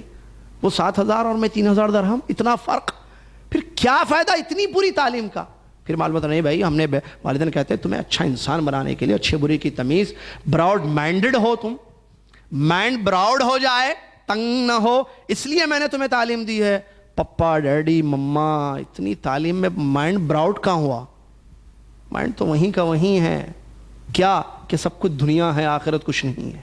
مائنڈ وہی ہے، وہی سکھایا. دنیا دنیا دنیا دنیا دنیا. جیسے کسی بولے کہ صرف دنیا مقصد ہے. کسی نے جواب دیا نا ندیم بھائی فرید بھائی نے، صرف دنیا کا مقصد ہے، پیسہ دنیا بس. تو اس کا مطلب غلط ہے. اور یہ 100% صحیح جواب ہے کہ مقاصد پورے نہیں ہو رہے ہیں آج اسکولوں میں، کیونکہ یہ کمرشل بیسس پہ چل رہے ہیں پورے اسکول. کمرشل، نعوذ باللہ من ذالک. پڑھایا جو جا رہا ہے، سلیبس کس نے بنایا ہے؟ بنانے والا خود مسلمان نہیں ہے، کیا دین کی تعلیم اس میں ڈالے گا وہ؟ پھر پڑھانے والوں کا کیا حال ہے آپ دیکھ لیجئے. نہ اللہ معلوم، نہ رسول معلوم، نہ دین معلوم، دور ہے اسلام سے. تو بچے اچھے کیسے بنیں گے؟ پھر اچھی تعلیم دی جائے گی تب اچھے بنیں گے نا. نمبر 1، بچوں کو حلال راستے سکھائے جائیں گے تب تو بچہ حلال راستے سے پیسے کمائے گا. حلال راستے بتائے نہیں گئے، اس لیے وہ جھوٹ بول کر کماتا ہے، دھوکہ دے کر کماتا ہے، ایسے کماتا ہے، ایسے کماتا ہے، ایسے کماتا ہے. پھر کامیاب زندگی بھی اس کی نہیں ہے، اس لیے کہ دینی تعلیم سے کامیابی ہے، اس میں کوئی شک نہیں ہے. تو پھر بات شاید منہاج بھائی کی صحیح ہے کہ یہ فن ہے اور تعلیم دین کی تعلیم ہے. یہ تو فنون ہے، اس کو تعلیم نہیں کہا جائے گا. کس کو؟ یہ جو اسکول کالج میں پڑھایا جاتا ہے، یہ تعلیم ورڈ اس کے لیے صحیح نہیں ہے. کیونکہ تعلیم تو وہ ہے، علم اور تعلیم اس کو کہتے ہیں جس میں انسان اللہ کو پہچانے، انسان اپنے دین کو پہچانے، انسان اپنے نبی محمد صلی اللہ علیہ وسلم کو پہچانے، جو ہم پڑھ رہے ہیں یہاں پر. ٹھیک ہے؟ تو اس کا مطلب یہ صحیح نہیں ہے، یہ فن ہے، یہ فنون ہم سکھا رہے ہیں بچوں. فن جیسے کہ آدمی جو ہے گاڑی بناتا ہے، ایک فن ہے، وہ پارٹس ڈالتا ہے، نکالتا ہے، گاڑی میں کب پرابلم ہوتی ہے معلوم ہے، اس کے ذریعے پیسے کما رہا ہے. بعض دفعہ میکینک جو ہے ڈاکٹر سے زیادہ کماتا ہے. وہ خوب پیسے کمانا، جوابات دیے نا آپ لوگ، میکینک اس سے زیادہ کما رہا ہے. کوئی بولے گا نہیں بھائی میں میکینک نہیں بناؤں گا. بچوں ڈگریاں حاصل کرنا بڑے بڑے، ٹھیک ہے. کیا تعلیم دینا ہے یہ آپ سوچ لیں. حقیقت یہی ہے کہ رزق جتنا اللہ تعالیٰ نے لکھا ہے اتنا ملے گا آپ کو، ذریعہ کوئی بھی آپ اپنائیں، جتنا مقدر میں ہے نا اتنا ہی ملے گا، اس سے زیادہ نہیں ملے گا. طے ہے ایک بات. دوسری بات، اچھا انسان آپ اپنے بچوں کو بنانا چاہتے ہیں، بغیر دینی تعلیم کے وہ اچھے انسان نہیں بن سکتے ہیں. اٹس اے فیکٹ، یہ 100% سچ ہے. دیکھ لیجئے، ابھی جاوید بھائی نے آپ کے سامنے تھوڑی دیر پہلے کہا، ڈالتے ہیں اچھا بنے، نکل کر آتا ہے خراب. کیونکہ وہاں اللہ کا ڈر، دین نہیں ہے نا. یہ چیزیں والدین، ماں باپ کا حق، پڑوسیوں کا، دنیا میں کیسے ہوتا ہے، کیا بات کرنی ہے. براڈ مائنڈ انسان کا دینی تعلیم سے ہوتا ہے، دنیا میں تعلیم سے کیا ہوتا ہے بھائی. تو ہر چیز اس کا مطلب تعلیم کا مطلب ہی دین ہے، جو منہاج بھائی کے الفاظ تھے. یہ فن ہے. تو کمانے کے لیے بچوں کو جو سکھانا ہے سکھائیے اچھے راستے سے، لیکن اصل تعلیم دین ہے. تو پھر دین کی طرف زیادہ توجہ دی جائے جس سے آپ کے مقاصد پورے ہوں گے. یہ میرا پیغام ہے، میسج آپ کے لیے. کیا کہ دین کی تعلیم زیادہ دیں، زیادہ مکمل دیں، بلکہ زیادہ بھی ورڈ صحیح نہیں ہے، میں واپس لے رہا ہوں. مکمل دین کی تعلیم دیں تاکہ ہماری اولاد اچھے بنے، صحیح اور غلط کی پہچان ہو، حلال راستوں سے اللہ تعالیٰ کا رزق حاصل کر سکیں اور اچھے کاموں میں ہمارے بچے آگے بڑھیں. یہ دینی تعلیم سے ہی ہو سکتا ہے. لہذا اسی کے لیے کوشش کریں. اب آپ کو کیا کرنا ہے کل صبح آپ دیکھتے ہیں، ٹھیک ہے. اسکول سے نکالنا ہے، رکھنا ہے، یہ آپ کا کام. میں نکالو نہیں بولا. اگر آپ کا وہ اسکول میں یہ ساری چیزیں ہو رہی ہیں، کنٹینیو، ورنہ ڈسکنٹینیو، ختم. میں آپ کے سامنے مثال ہوں. میں 9th کلاس میں پڑھ رہا تھا، چھوٹی سی مثال. قرآن پڑھتا تھا. تو استاد سے میں نے کہا کہ مجھے دینی تعلیم حاصل کرنا ہے. بولے دینی تعلیم حاصل کرنا ہے تو دال کھانا پڑے گا, ہاسٹل کی زندگی گزارنی پڑے گی. میرے استاد نے مجھ سے کہا تھا, مولانا نے, کہ دینی تعلیم حاصل کرنی پڑے گی, ہاسٹل کی زندگی گزارنی پڑے گی, وہ یہ. میں نے کہا ٹھیک ہے, تیار ہے, کریں گے. جذبہ آ گیا تو شوق آ گیا تھا. والد صاحب تیار ہو گئے. خاندان والوں نے کہا, ٹیچروں نے, اسکول خاندان والوں نے کہا کہ بچہ پڑھ رہا ہے, اور میری خواہش تھی MBBS ڈاکٹر کی. میں صاف آپ کو کہہ رہا ہوں, میں ڈاکٹر بننا چاہتا تھا ایک اچھا, میری خواہش تھی ڈاکٹر. وہ بچپن سے سائنس سے لگاؤ تھا. اسکول میں جب سائنس پڑھتا تھا نا تو مجھے سائنس میں سب سے اچھے نمبر بھی ملے, اور میتھس میں پیچھے رہے, بہرحال کمی تھی ہماری, میتھس زیادہ کھوپڑی میں نہیں بیٹھ رہی تھی باتیں میتھس کی. تو سائنس میں آگے بڑھے تو اچھے نمبر آئے, تو ہماری خواہش تھی کہ MBBS ڈاکٹر بنے ہم. پھر جب قرآن پڑھے اور استاد نے نصیحتیں کی تو دین کی طرف رجحان ہوا. دیکھیے استاد کا کیسے اثر پڑتا ہے. تو دینی تعلیم, ہم عالم بننا ہے, چھوٹے تھے, عالم بننا ہے, عالم, ارے عالم بننا وہ تو یہ کرنا وہ کرنا سب کرتے, انشاءاللہ ہم کو عالم بنائیے آپ. تو بولے ٹھیک ہے. والد صاحب کو بلایا, استاد نے کہا کہ بچہ آپ کا عالم بننا چاہے. بولے میں تیار ہوں. والد خاندان والوں نے میرے یہ کہا کہ بچے کو کیوں تعلیم دے رہے ہیں دینی, ارے اچھا پڑھ رہا ہے, انجینئر ڈاکٹر بنے گا. الفاظ بتاؤں میں آپ کو, لوگوں نے کہے تھے, اللہ عالم بنائیں گے, مولانا بنائیں گے, مسجد میں پیشمام کرے گا, 1000-2000 روپے کمائے گا. وہی آپ جو بھی کہہ رہے ہیں, 1000-2000 روپے کمائے گا, اس سے زیادہ کمائے گا. اچھا بچہ ہے, پڑھاؤ اس کو اچھے, تو اسکول میں پڑھ رہا ہے تو کنٹینیو کرو اس کو, اچھا بہترین جو ہے جاب کرے گا, خوب پیسے کمائے گا. تو والد نے کہا اللہ ان کو جزائے خیر دے, دل سے دعا ہے کہ نہیں میں بچے کو عالم ہی بناؤں گا انشاءاللہ. میرے والد بڑی محبت کرتے ہیں علماء سے, بڑا احترام ہے ان کا دل میں, الحمدللہ جزائے خیر دے ان کو. تو انہوں نے کہا کہ عالم ہی بناؤں گا. میں عالم بن گیا, مالے کو نکل گیا. اچھا اسکول میں جب وہ سرٹیفکیٹس لینے گئے تھے, مجھے یاد ہے, تو وہاں بھی ٹیچروں نے کہا کہ کیوں ڈسکریمنیٹ, 9th میں ہے, SSC ہے آگے, معلوم ہے SSC ہے, 10th کلاس ہے, اسکول سے نکال رہے ہیں آپ, عالم مولانا بنائیں گے. وہ ٹھیک ہے آپ کے اپنے ریلیجن کی تعلیمات ہوں گی. میں نے کہا نا کرسچن اسکول تھا ہمارا, تو دنیاوی تعلیم وہ ٹھیک ہے وہ ہے, لیکن یہ بچہ پڑھے گا, اچھا کمائے گا. ارے نہیں وہ اب کہاں, ان کو کہاں سمجھائیں, وہ جوزف سر کو کہاں سمجھائیں, ٹھیک ہے میڈم کو کہاں سمجھائیں. تو نکل گئے. آج آپ کے سامنے ہیں, پیسے نہیں کما رہے ہیں, یہی جاب کرتے ہیں, پیسے ملتے ہیں الحمدللہ, نہیں کما رہے ہیں الحمدللہ. وہ میرے دوست بھی ہیں دوسری گلف کنٹریز میں, کوئی دبئی میں, کوئی یہ جو میتھس میں سب سے اچھا تھا, فلاں فلاں فلاں, انڈیا میں حیدرآباد میں بھی ہے, یہاں بھی ہیں بچے. وہ بھی کیا کما رہے ہیں, ہم بھی کیا کما رہے ہیں, ہم کو معلوم ہے. اور وہ اس وقت کس حال میں ہیں, ہم کس حال میں ہیں معلوم ہے. اللہ کا شکر ادا کرتا ہوں کہ دینی تعلیم سے جتنا فائدہ ہوا ہے, 9 سال پڑھا میں, 9th میں تھا, کچھ بھی نہیں ہوا, کچھ بھی نہیں معلوم تھا. خیر گھرانہ جو ہے وہاں بھی گھرانے سے تعلق تھا, تو وہ الحمدللہ شرک اور بدعت سے دور تھے ہم الحمدللہ. لیکن تعلیم توحید نہیں معلوم تھی, 9th کلاس تک نہیں معلوم تھی. لیکن الحمدللہ جیسے مالیگاؤں گئے سب دین معلوم ہو گیا الحمدللہ. بہت فائدہ ہوا, اس میں کوئی شک نہیں ہے.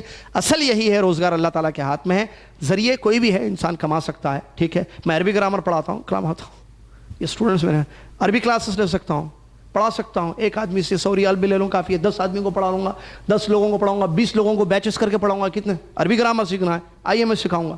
ایک کے پیچھے 100 لے لوں گا, 10 کے پیچھے 1000, ایسے بیچز کراؤں گا تو مہینے میں کتنے کما سکتا ہوں, سوچ کے بتائیے آپ. میں نہیں کرتا ہوں اتنا زیادہ, لیکن اگر پورا وقت لگاؤں اس کو, میں خوب کلاسز لوں, خوب پیسے کمانا چاہوں, خوب کما سکتا ہوں. عربی گرامر ہے میرے پاس, عربک لینگویج ہے, تو پیسے کمانے کے بہت ذریعے ہیں بھائی. کارڈ بیچ کے کمانے لوگ پیسے تو فنون سکھایا جائے, بچوں کو بتایا جائے کہ حلال راستے سے آپ پیسے کماؤ, لیکن اصل دین کی تعلیم حاصل کرو, تاکہ اللہ رسول اور دین ہمیں معلوم ہو جائے. اللہ تعالی ہم سب کو سمجھنے کی توفیق عطا فرمائے. اور اچھا انسان, واللہ کہتا ہوں آپ کو بات سمجھ میں نہیں آئے گی, یہ آپ کہیں گے نہیں آج کل کے مولانا لوگ بھی کان ڈرتے ہیں, وہ یہ ایسی بات کہیں گے, آپ نہیں سمجھ سکتے ہیں وہ چیز.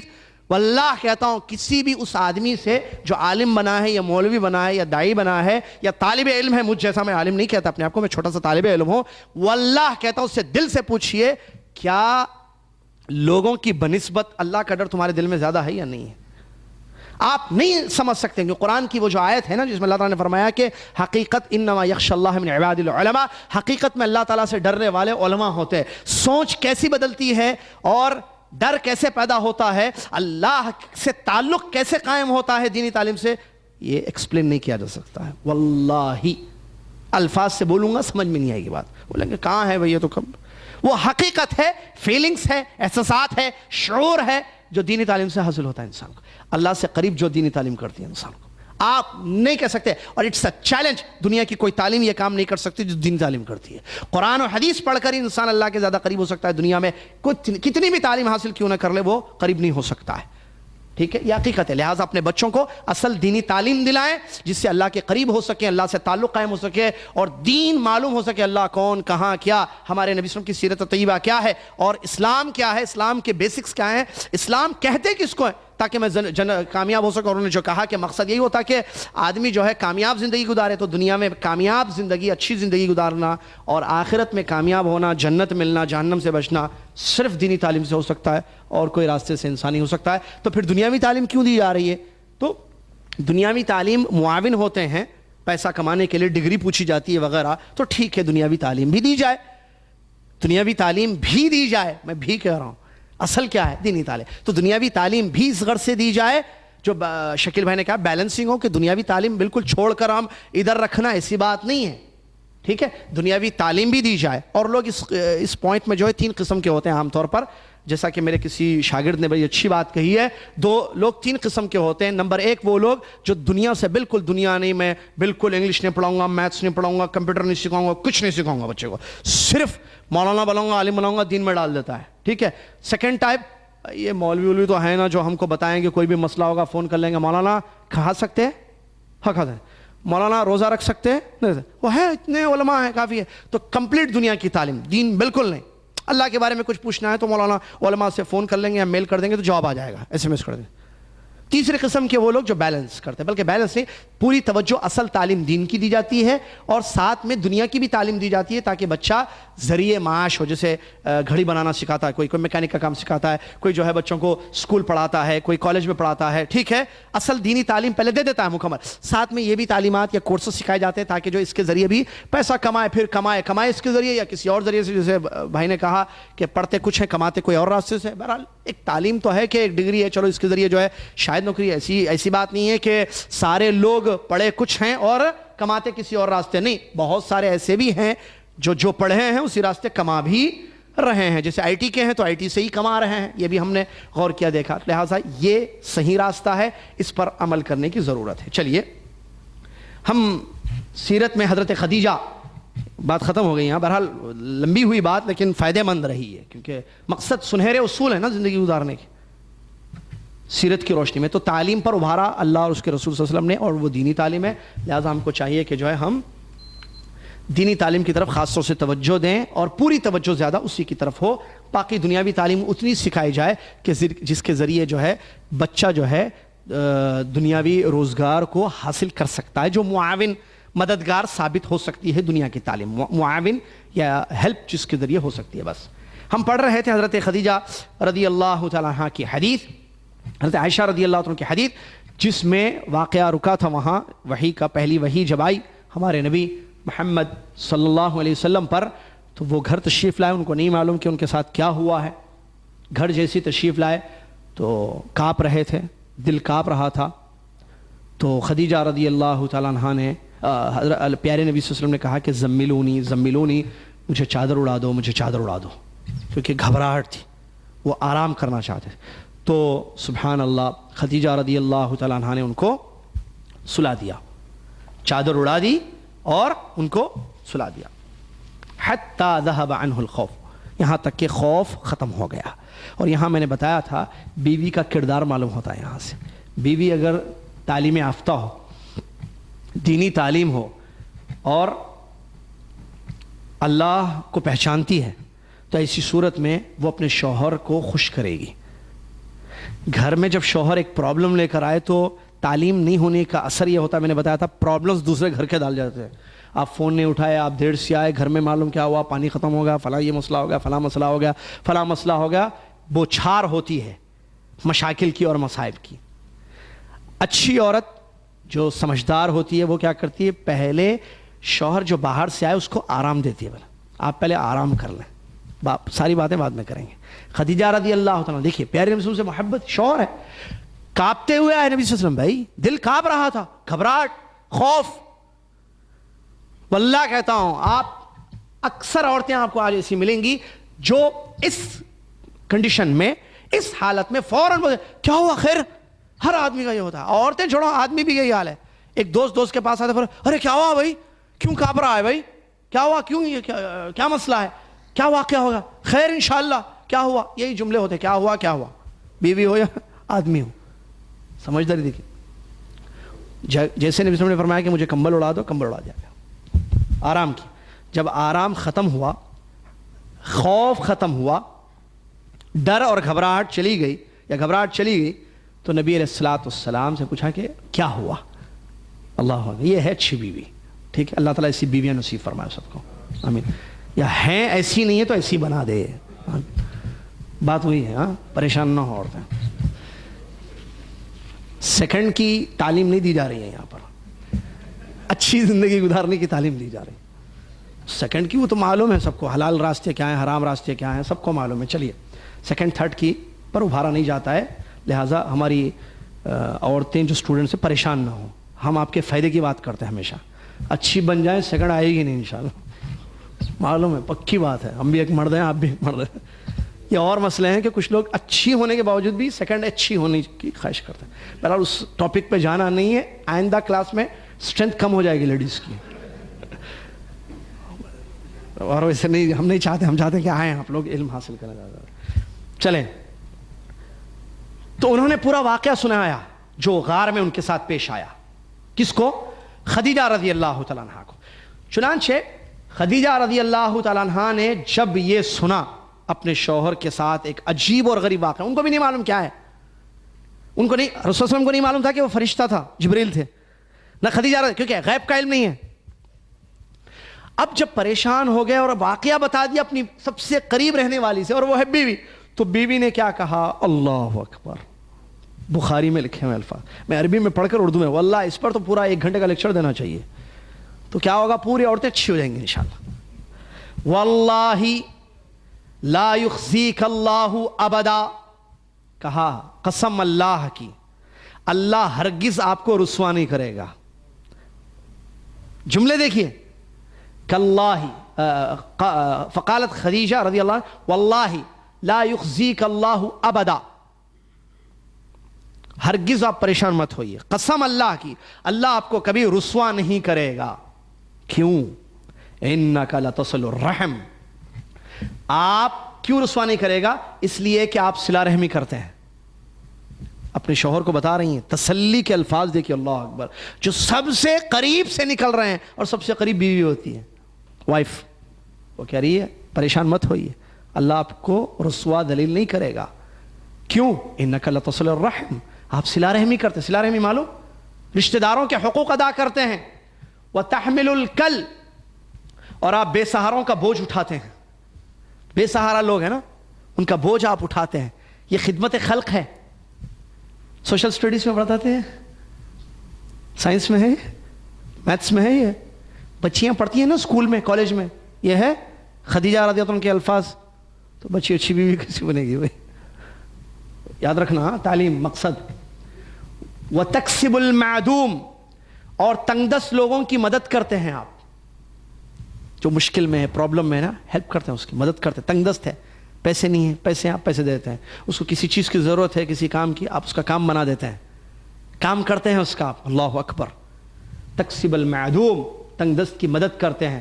وتقری الضیف, اور آپ میزبانی کرتے ہیں, جو مہمان آپ کے پاس آتے ہیں ان کی میزبانی کرتے ہیں آپ. یہ کیا ہیں؟ سب اخلاق حسنہ ہے, اچھے اچھے کام ہیں. وتعین علی نوائب الحق, اور حق کے راستے میں پیش آنے والی مصیبتوں میں مدد بھی کرتے ہیں. کوئی آدمی حق پر ہے, سیدھے راستے پر ہے, اور اس کے ساتھ پرابلمس ہو رہی ہیں, تو آپ اس کی ہیلپ کرتے ہیں, کیونکہ وہ سیدھے راستے پر ہے, حق پر ہے. اللہ اکبر. یہ پیارے پیارے اچھے اچھے کام آپ کے ہیں, اللہ آپ کو رسوا نہیں کرے گا. کوئی اچھا کام ہی لینے والا ہے اللہ آپ سے. اللہ اکبر. یہ ہے بیوی, ٹھیک ہے. اور یہ نبی علیہ السلام کے اخلاق حسنات ہے. اسی وہ جانتی تھی خدیجہ رضی اللہ عنہ, لہٰذا انہوں نے کہا کہ آپ لوگوں کی مدد کرتے ہیں, لوگوں کی ہیلپ کرتے ہیں, حق میں مدد, حق کے راستے میں پیش آنے والی مصائب میں مدد کرتے ہیں, مہمان نواز ہیں آپ ماشاءاللہ, ٹھیک ہے, اور بے قصوروں کا سہارا ہیں آپ, ٹھیک ہے, اور تنگ دستوں کی مدد کرنے والے. اتنے اچھے اچھے کام جو اللہ تعالیٰ پسند کرتا ہے, اچھے اچھے کام, تو اللہ تعالیٰ آپ کو رسوا نہیں کرے گا. اس کے بعد لے گئیں ورقہ بن نوفل چچا زاد بھائی کے پاس, جو بوڑھے ہو چکے تھے اس وقت, اور زمانے جاہلیت ہی میں بھی انہوں نے نصرانی مذہب کو، کرسچن ہو گئے تھے، نصرانی مذہب کو انہوں نے قبول کیا تھا، اور عبرانی زبان آتی تھی، ان کی لینگویج ہے عبرانی، اور اس زبان میں وہ انجیل اللہ تعالیٰ نے جو مقدر کیا ہے اتنا، جیسے کہ حدیث میں ہے ماشاء اللہ یکتب، جتنا اللہ نے چاہا وہ لکھتے تھے، مطلب پڑھے لکھے آدمی تھے، اور آسمانی کتاب کا علم رکھتے تھے. آسمانی کتاب، انجیل آسمانی کتاب ہے نا، تو آسمانی کتاب کا علم رکھتے تھے. تو خدیجہ رضی اللہ عنہا نے سوچا کہ سب سے بہتر یہی ہے کہ ان کے پاس لے جاؤں اور ان کو بتاؤں، شاید یہ کوئی گائیڈ کریں، ہمیں بتائیں کہ صحیح کیا کرنا چاہیے. ٹھیک ہے. وکانہ شیخاً کبیراً، وہ بہت بوڑھے ہو چکے تھے اور اندھے بھی ہو چکے تھے، نابینا بھی ہو چکے تھے. وہ کون؟ ورقہ بن نوفل ان کا نام ہے. تو جیسے ہی نبی علیہ السلام ان کے پاس گئے، حضرت خدیجہ رضی اللہ عنہ لے گئیں، لے جا کر انہوں نے کہا کہ اے میرے چچزاد بھائی، اسمع من ابن اخیک، اپنے بھتیجے سے سنو. اچھا وہ سگے بھتیجے نہیں ہیں، تو اس سے معلوم ہوتا ہے کہ ایسے رشتے بولے جا سکتے ہیں. ٹھیک ہے. جیسے ہم بولتے ہیں نا چاچا بولتے ہیں، کیا سگے چاچا ہیں؟ کوئی بھی بڑے آدمی ہو مسلمان بولتے ہیں چاچا، آئیے چاچا تشریف لائیے، کیا میرے سگے چاچا ہیں وہ؟ نہیں بیٹے، نہیں بیٹا، بیٹا بولتے ہیں تو بیٹا ہے وہ، نہیں بیٹے بولتے ہیں بیٹے ذرا ادھر آئیے بولتے ہیں تو کیا میرا بیٹا ہے، آپ کا بیٹا ہے؟ وہ نہیں ہے. تو یہ ایسے اس زمان عربی میں بھی تھا، یہ عربوں میں بھی یہ چیز تھی. تو خدیجہ رضی اللہ عنہ نے کہا کہ اپنے بھتیجے سے سنیے وہ کیا کہتے ہیں. تو انہوں نے پورا واقعہ سنایا. ورقہ بن نوفل نے ان سے پوچھا کہ یا ابن اخی، اے میرے بھتیجے بتاؤ کیا دیکھا تم نے غار میں. تو انہوں نے پورا واقعہ شروع سے آخر تک بتا دیا. واقعہ سن کر، میں نے کہا نا پہلے حدیث میں کہ وہ عبرانی زبان جانتے تھے، انجیل لکھتے تھے، اور وحی کا علم تھا، مطلب جانتے تھے وحی جو آتی تھی موسیٰ علیہ السلام کے پاس، وہ کتاب میں جو لکھے ہوئے تھے نا واقعات، آسمانی کتاب، وہ پڑھ کر ان کے پاس علم تھا، نالج تھی، اسلامک نالج. اسلام مطلب اس زمانے کا اسلام جو ہے وہ بہرحال پرانا تھا، وہ اصل اسلام تو یہ نہیں ہے. تو مطلب ان کے پاس معلومات تھیں، یہ میں کہنا چاہ رہا ہوں. تو انہوں نے جب یہ سنا تو کہا کہ ھذا الناموس صاحب الوحی هو جبریل، یہ جو فرشتہ تمہارے پاس آیا غار میں، یہ وہی ناموس ہے، یہ فرشتہ ہے، یہ کوئی ڈراؤنی چیز نہیں ہے، آپ پریشان نہ ہو. یہ فرشتہ ہے جس کا نام جبرائیل ہے علیہ السلام، جو موسیٰ علیہ السلام کے پاس وہی لے کر آتا تھا. ٹھیک ہے. اس کے بعد کہا کہ یہ فرشتہ آپ کے پاس آئے گا، اللہ کی طرف سے وہی لے آئے گا اور آپ کو نبی بنایا جائے گا. ایک بہت بڑا کام اللہ تعالیٰ آپ سے لے گا. اور مزید یہ بات بھی انہوں نے بتا دی کہ اس وقت اگر میں زندہ رہا، کیونکہ بوڑھے ہو گئے تھے، جب آپ کی قوم آپ کو نکال دے گی، جب آپ کی قوم آپ کو نکال دے گی، اور اگر اس وقت تک میں زندہ رہا اور قوت رہی تو میں زبردست آپ کی مدد کروں گا، دفاع کروں گا، ساتھ دوں گا آپ کا. تو نبی صلی اللہ علیہ وسلم نے یہ سن کر کہا کہ میری قوم مجھے نکال دے گی؟ آپ کہہ رہے ہیں کہ میری قوم مجھے نکال دے گی؟ کہا کہ ہاں، آپ جو دعوت آگے پیش کریں گے، یہ وحی کے ذریعے جو دعوت آئے گی، آپ سے پہلے جس نبی نے بھی یہ توحید کی دعوت پیش کی، ان کو ان کی قوم نے نکال دیا. یہ نبی علیہ السلام کو انہوں نے بیان کیا. اس کے بعد کہتے ہیں حدیث میں، ابھی کچھ دن نہیں گزرے تھے کہ بڑھاپے کی وجہ سے ان کی وفات ہو گئی اور وحی کا سلسلہ ختم ہو گیا. وحی کا سلسلہ ختم ہو گیا. تو یہ وحی کا رک جانا اس حدیث سے بھی معلوم ہوا ہے. جو پہلی وحی آئی تھی نا، یہ رک گئی. وہ جو واقعہ ہوا اقرأ باسم ربک الذی خلق والا، یہ وحی تھی، یہ رک گئی، ختم ہوئی. ابھی نبوت نہیں دی گئی، یعنی نبی تو بنا دیا گیا لیکن حکم نہیں دیا گیا. ابھی پیغام پہنچانے کا، رسالت پہنچانے کا حکم ابھی ان آیتوں میں نہیں دیا گیا. صرف ابتدائی وحی تھی، یہ سٹارٹنگ وحی تھی اور رک گئی. پیارے نبی علیہ السلام کافی دن تک جو ہے پریشان رہے کہ کیا معاملہ ہے اور میرے ساتھ کیا ہوا ہے. بہرحال ان کو یہ بات تو معلوم ہو گئی کہ ان کے ساتھ جو ہے آگے جو ہے واقعات پیش آنے والے ہیں. تو اہل علم وحی کے رک جانے کی ایک اہم وجہ اور سبب کو بیان کرتے ہیں کہ وحی کا سلسلہ کیوں رک گیا. وحی کا سلسلہ رک جانے کی وجہ دو اہم وجوہات بتاتے ہیں اہل علم. نمبر ایک، پیارے نبی صلی اللہ علیہ وسلم کو تسلی، کیونکہ آپ ڈر گئے تھے نا، ایک نئی چیز، ایک بہت بڑی ذمہ داری آپ پہ ڈال گئی تھی. تو ایک پیریڈ، ایک ڈسٹنس رکھا گیا، ایک وقت بیچ میں، تاکہ جو ہے یہ خوف اور ختم ہو جائے، ڈر اور خوف ختم ہو جائے. اور دوسری بڑی وجہ، منٹلی طور پر آپ تیار ہو جائیں کہ آگے آپ کو کام کرنا ہے، آگے آپ کو کام کرنا ہے. تو یہ دو وجہ جو ہے، جیسے دیکھیں حکمت اہل علم کہتے ہیں کہ خوف ختم ہو جائے، اور دوسری وحی کے لیے آگے بھی آپ کو تیار کیا جائے. آگے جو وحی آنے والی ہے اور آپ سے بہت اہم کام لیے جانے والے، دنیا کا سب سے بڑا کام، تو اس کے لیے یہ فترہ رہا، یہ وقت جو ہے رک گیا. اور اس کے بارے میں بتایا جاتا ہے کہ یہ کتنا وقت تھا. تو مختلف اقوال ہیں اس میں، کسی نے کہا 3 سال، کسی نے کہا کچھ سال، پہلی وحی کے بعد دوسری وحی کے درمیان کا فترہ، تو اس میں زیادہ قریب ترین قول ہے 6 مہینے، تقریباً 6 مہینے تک پھر وحی کا سلسلہ بند ہو گیا۔ پھر اس کے بعد نبی صلی اللہ علیہ وسلم کی عادت مبارکہ تھی کہ غار ہی میں جا کے بیٹھتے تھے، ٹھیک ہے، شاید کہ پھر کوئی پیغام آ جائے وغیرہ۔ تو نبی علیہ السلام ایک مرتبہ غار سے نکل کر نیچے میدان میں مکہ میں تشریف لائے کہ آپ نے دیکھا کہ کوئی آپ کو آواز دے رہا ہے، یا محمد یا محمد۔ آپ نے دائیں دیکھا، کوئی نظر نہیں آ رہا ہے، بائیں دیکھا، کوئی نظر نہیں آ رہا ہے۔ پھر آپ صلی اللہ علیہ وسلم نے آگے دیکھا، آگے بھی سامنے بھی کوئی نہیں ہے، پھر آواز کون لگا رہا ہے؟ آپ نے پیچھے دیکھا تو پیچھے جو ہے بھی کوئی نہیں ہے، تو پھر ایک ہی جگہ باقی تھی دیکھنے کی، اور اوپر دائیں بائیں آگے پیچھے انسان دیکھتا ہے جیسے آواز، تو اوپر دیکھا تو اوپر وہی جبرائیل علیہ السلام جو غار میں آئے تھے، آسمان و زمین کے درمیان ایک بہت بڑی کرسی پر بیٹھے ہوئے ہیں، اور یہ بخاری میں ہے واقعہ ہے، ٹھیک ہے، یہ بخاری میں ہے واقعہ۔ نبی علیہ السلام آئے، دیکھیں صحیح بخاری کا ہے، جابر بن عبداللہ انصاری رضی اللہ عنہ کی حدیث ہے، رسول اللہ فرماتے کہ میں چل رہا تھا، مطلب وہ یہ جو غار سے اتر کر آپ آ رہے ہیں، میں نے ایک آواز سنی تو میں نے اپنی نگاہوں کو آسمان کی طرف اٹھایا تو وہی فرشتہ جو ہیرا میں میرے پاس آیا تھا وہ ایک بہت بڑی کرسی پر آسمان و زمین کے بیچ میں بیٹھا ہوا ہے۔ جیسے یہ دیکھے گھبرا گئے نبی صلی اللہ علیہ وسلم، ظاہر بات ہے نا بھائی، پہلے وہاں تھا پکڑے تھے، یہاں اس کنڈیشن، وہ بھی آسمان و زمین کے بیچ میں، بشر تھے ہمارے نبی صلی اللہ علیہ وسلم۔ نور نور بولتے پھرتے نہیں، ارے نور تھے تو نور کیوں ڈرے بھائی، یہ بشر ہے، دیکھیے بشری تقاضے آپ کی زندگی میں تھے، کھانا پینا، ضروریات زندگی، قضاء حاجت، یہ بھی خوف کا بھی ہوگا، اور جسم کانپنے لگا، یہ کیا ہے؟ وہ فرشتہ پھر نظر آ گیا مجھے، فوراً اپنے گھر گئے خدیجہ رضی اللہ عنہ کے پاس اور کہا دثرونی دثرونی، کمبل اڑا دو، کمبل اڑا دو، کمبل اڑا دو، کمبل اڑا دیا گیا۔ اس کے بعد اللہ تبارک و تعالیٰ نے یہ آیتیں اتاری، یا ایھا المدثر، اے کمبل اوڑھنے والے، قم، اٹھو، فانذر، لوگوں کو ڈراؤ، وربک فکبر، اپنے رب کی بڑائی بیان کرو، وثیابک فطہر، اور اپنے کپڑوں کو پاک رکھو، والرجز فہجر، اور گندگی کو چھوڑ دو، جس کی تفسیر میں بہت ساری باتیں بتائی گئی ہیں۔ راجع قول یا قریب ترین جو بات حافظ ابن کثیر رحمۃ اللہ نے بیان کی وہ یہ کہ یہاں ان آیتوں سے جو ہے آپ کی رسالت شروع ہو گئی، تبلیغ اور دعوت کا حکم دیا گیا۔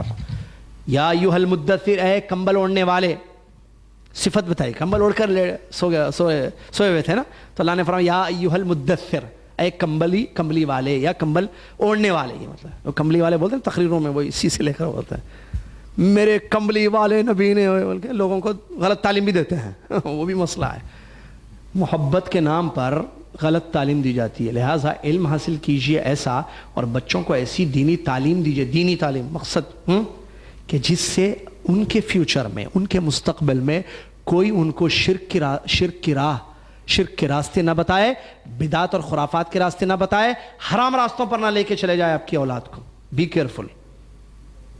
ہاں، آپ کے بچوں کے عقیدے صحیح ہوں، جنت میں جائیں، جہنم میں نہ جلیں، دنیا میں حرام نہ کمائیں، دنیا میں برباد زندگی نہ گزاریں، دینی تعلیم دینی تعلیم دینی تعلیم۔ بات پھر وہیں آئی، بہت ہے، میں واللہ کہہ رہا ہوں، برباد کر دے گا میڈیا، یاد رکھنا بچوں کو۔ حال کیا ہے معلوم ہے نا، بڑوں کا کیا حال ہے، بیٹھے میں بڑے بڑے شیخ الاسلام بن کر، گمراہی کھلم کھلا، محبت رسول، عشق رسول کا نام، عشق ورڈ استعمال کرنا غلط ہے محبت کی جگہ۔ محبت قرآن و حدیث میں لفظ آیا ہے، اللہ اور اس کے رسول سے، تحبون، محبون، یحب، محب، تحب، محبت ہے۔ عشق لڑکا اور لڑکی کے درمیان، جو عرب شاعروں نے کہا کہ عشق جو ہے لڑکی سے ہوتا ہے، بیوی سے یا لڑکی سے، عورت سے جو ہے، اس کے لیے لفظ عشق عربی زبان میں استعمال ہوا ہے۔ محبت کی جگہ قرآن و حدیث میں کہیں لفظ عشق استعمال نہیں ہوا ہے، اور آپ چیک کریں عربی اشعار میں تو عشق کا تعلق جو ہے اسی سے ہے، عورت یا لڑکی۔ عربی اشعار میں جو عربی کا ورڈ ہے، عشق اردو نہیں ہے۔ پھر صحیح لفظ کیا بولے ہم؟ محبت، ٹھیک ہے، قل ان کنتم تحبون اللہ، اگر تم واقعی محبت کرتے ہو، محبت کا لفظ ہے تو محبت بولنا۔ تو محبت رسول اللہ صلی اللہ علیہ وسلم سے ہے، اور یہ دروازہ ہے، یہ کھولنا نہیں دشمنوں کے لیے۔ یہ کیسے نہیں کھولنا، اس کو بند کیسے کرنا؟ علم سے بند ہوگا، علم سے یہ دروازہ بند ہوگا۔ اگر یہ دروازہ علم ہم نہیں حاصل کریں گے تو دروازہ کھل جائے گا، ریموٹ ہے اس کے پاس، کھول دے گا، وہ دروازہ کھولے گا، اس راستے سے آ کر گمراہ کرے گا، خرافات، بدعت، شرک کی تعلیم دے گا، شرک میں پڑ جائیں گے، پتہ نہیں چلے گا کہ کب ہماری زندگی میں شرک آ گیا۔ احساس بھی نہیں ہوگا، اسی لیے بچنا بہت ضروری ہے۔ تو یا ایھا المدثر، اے کمبلی والے، اقم، اٹھیے، فانذر، لوگوں کو ڈرائیے، کس سے؟ لوگوں کو شرک سے ڈرائیے، بدعقیدگی سے ڈرائیے، اللہ کے بارے میں غلط سوچنے سے ڈرائیے، اللہ کے ساتھ غلط کام یعنی شرکیہ کام کرنے سے ڈرائیے، اور حرام کاموں سے ان کو ڈرائیے۔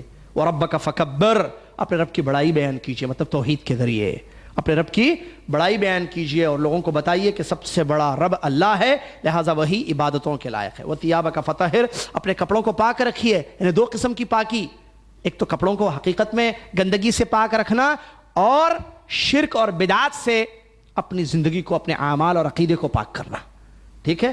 اور کیا ہے؟ وَالرُّجْزَ فَاهْجُرْ، گندگی کو چھوڑ دیا، یعنی شرک اور بت پرستی کو، کفر کو چھوڑ دیجئے۔ تو ان آیتوں میں نبی علیہ السلام ان آیتوں کے اترنے کے ساتھ نبی علیہ السلام تبلیغ اللہ تبارک و تعالیٰ کی دعوت اور تبلیغ میں لگ گئے، کیونکہ آپ کو حکم قم فانذر، اٹھیے اور ڈرائیے۔ چنانچہ نبی علیہ السلام کھڑے ہو گئے اور آپ نے ڈرانے کا کام شروع کر دیا، لوگوں کو ڈرایا، اللہ سے ڈرایا، اور اسلامی تعلیم، یہ جو دعوت شروع کی نبی صلی اللہ علیہ وسلم نے، واضح رہے، معلوم ہونا چاہیے یہ سری دعوت ہے۔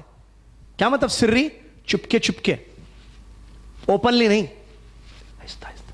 اب چپکے چپکے دعوت دینی ہے، کیونکہ سٹارٹنگ ہے نا، یہ مشرکین مکہ ہے بھائی، مکہ میں سرداران قریش بیٹھے ہوئے ہیں، کاٹ دیں گے، ان کے طریقے سے ہٹ کر کوئی بات ہے۔ تو اب حکم کیا ہوا؟ سری دعوت کا، چپکے سے دعوت۔ اب چپکے سے دعوت کس کو کرنی؟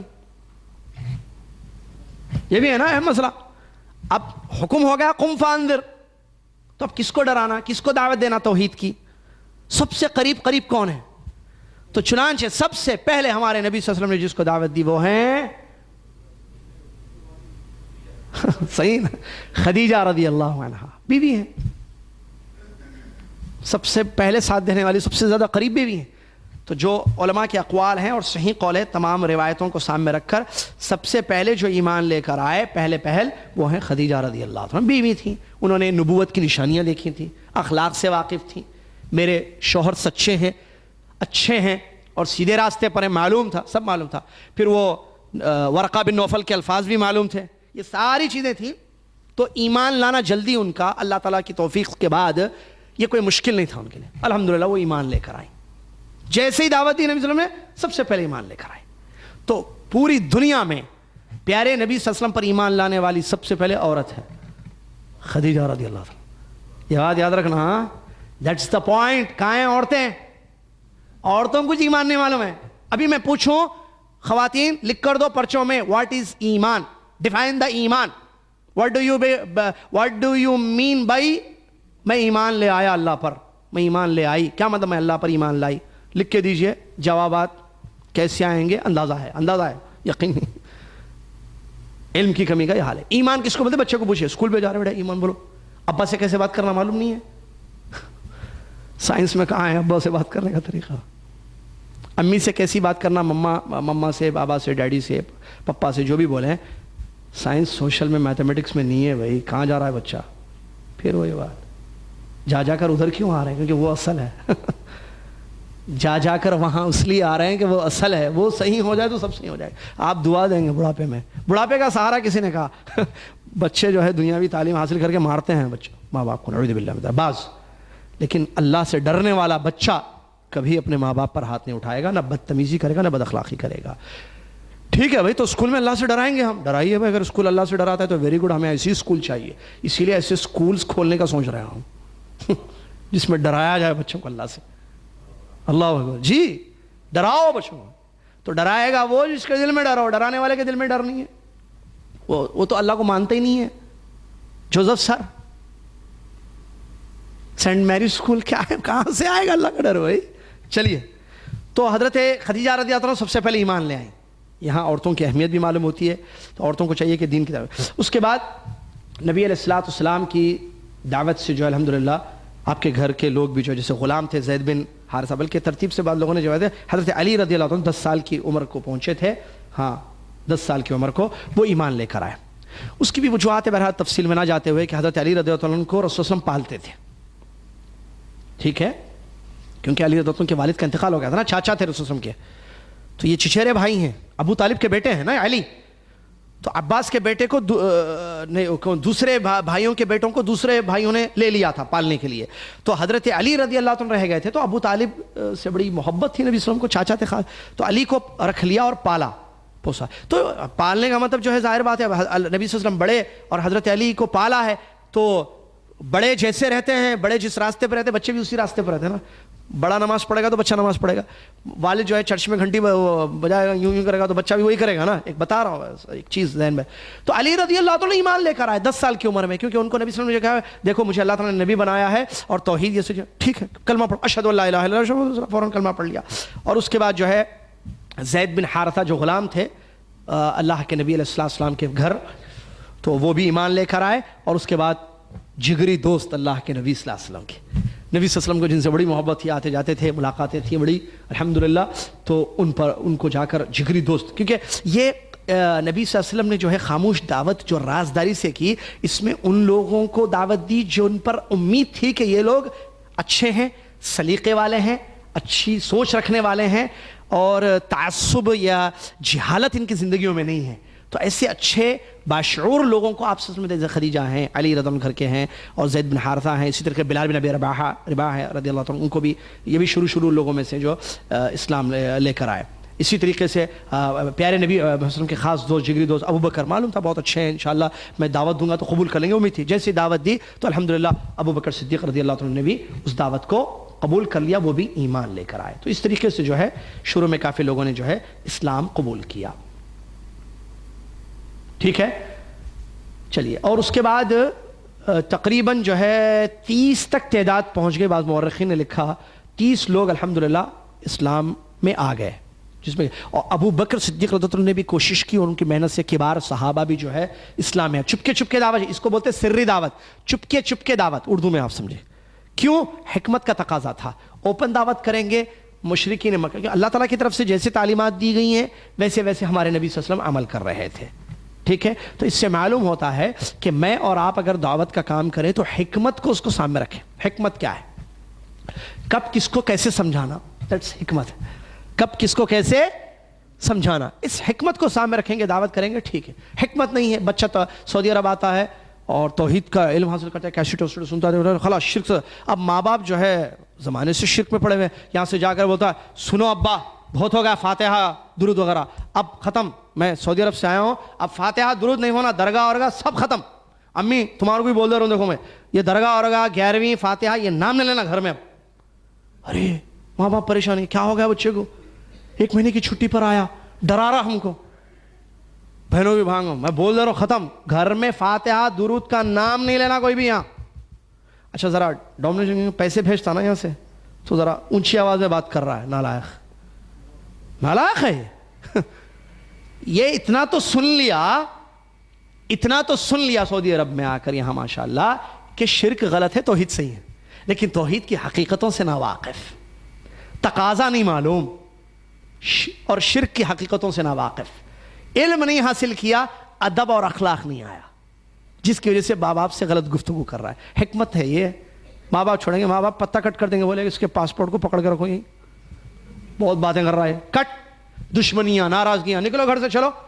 ہم کو آنکھیں دکھا رہے, درگاہ نہیں جانا, فاتحہ نہیں دلانا گھر میں, تم اپنی بیوی کو لو یا تم چلو الگ, گھر الگ. کیا ہے بھائی, حکمت کہاں ہے؟ حکمت ہونی چاہیے دعوت میں, علم حاصل کرنے, علم سے حکمت آئے گی. اس بات کو اچھی طریقے سے ذہن میں رکھیں. چلیے, تو نبی علیہ السلام کو اللہ پاک نے جو ہے یہ تعلیم دی کہ سری دعوت کیے, چپکے سے دعوت کی. تو اللہ کے رسول نے دعوت دی اور لوگ اسلام میں آئے, 1 2 اس طریقے سے تقریباً 30 تعداد بن گئی جسے لکھا. اور ابو بکر صدیق رضی اللہ عنہ نبی وسلم کے حکم پر جو ہے دعوت کا کام کیا, چپکے سے جو ہے دعوت کی, جس میں حضرت عثمان, حضرت طلحہ وغیرہ کبار صحابہ, زبیر میں, اور بڑے صحابہ زبیر رضی اللہ عنہ جسے اسلام لے آئے ابو بکر صدیق رضی اللہ عنہ کے ہاتھوں پر ماشاءاللہ. تو الحمدللہ جب 30 تک تعداد پہنچ گئی, اللہ تبارک و تعالیٰ کی طرف سے حکم آیا, وَأَنذِرْ عَشِيرَتَكَ الْأَقْرَبِينَ, وَأَنذِرْ عَشِيرَتَكَ الْأَقْرَبِينَ, کہ آپ اپنے قریبی رشتہ داروں کو ڈرائیے. نہیں, فَاصْدَعْ, یہ ہے سورہ حجر کی آیت, فَاصْدَعْ بِمَا تُؤْمَرْ وَأَعْرِضْ عَنِ الْمُشْرِكِينَ, آپ جو ہے جس کا حکم دیا جا رہا ہے اس کے لیے اٹھ کھڑے ہو جائیے, اب اوپنلی دعوت کیجیے اور مشرکین سے اعراض کیجیے. یہ نبی صلی اللہ علیہ وسلم کو جہری دعوت کا حکم دیا گیا. چنانچہ نبی علیہ السلام نے جہری دعوت شروع کر دی.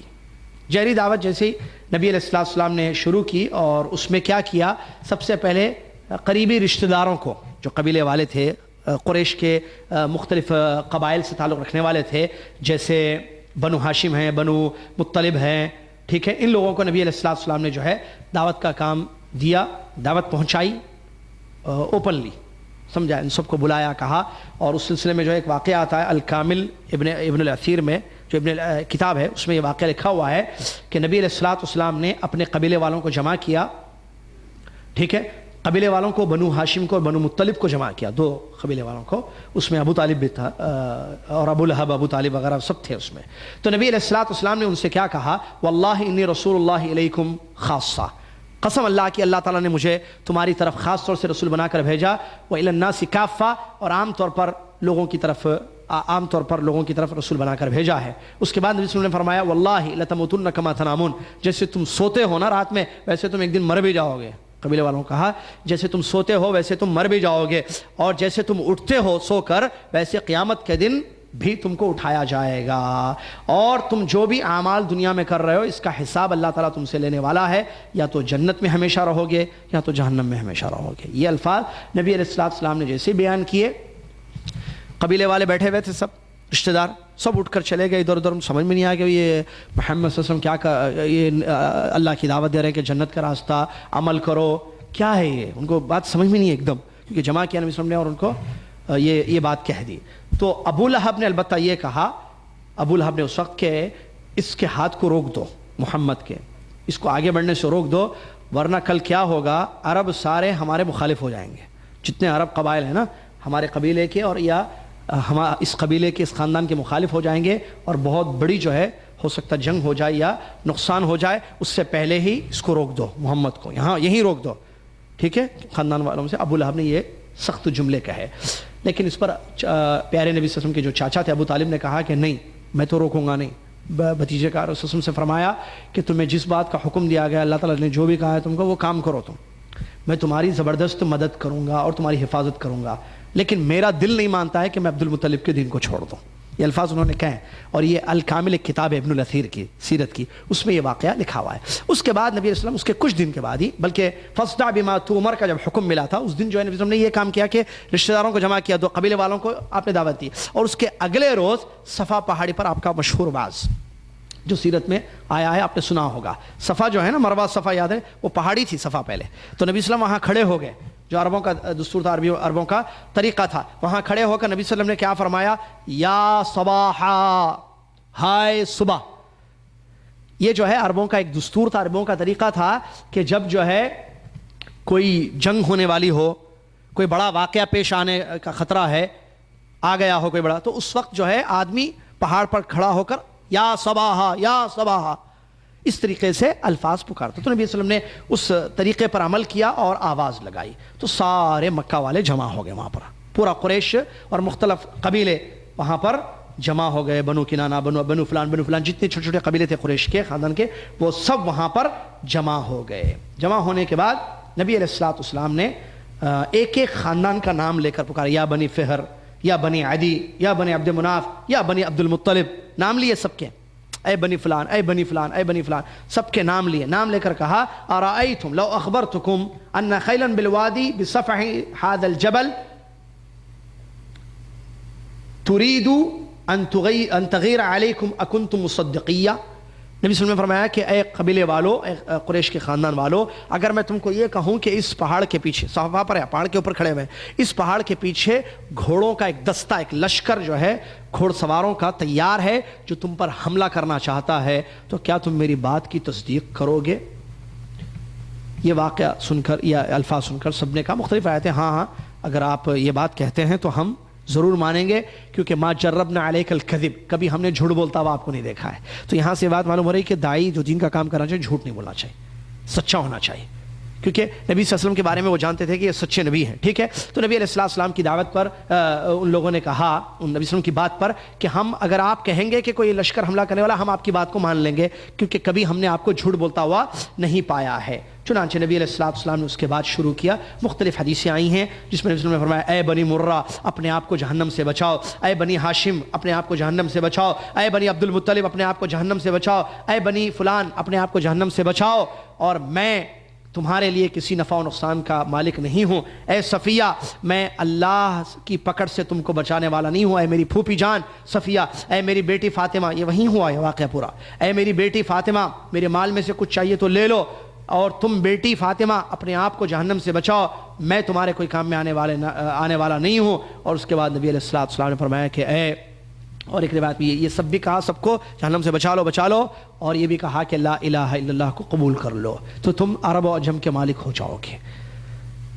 یہ دعوت میری ہے, اپنے آپ کو جہنم سے بچاؤ, میری دعوت کو قبول کر لو, لا الہ الا اللہ اوپنلی سب سارے خاندان سے. جیسے وہ سننا تھا, اور نبی صلی اللہ علیہ وسلم نے جب ڈرایا سارے قبیلے والوں کو جہنم کی آگ سے, اور لا الہ الا اللہ کو تسلیم کرنے کا حکم دیا, سب بکھر گئے وہاں سے.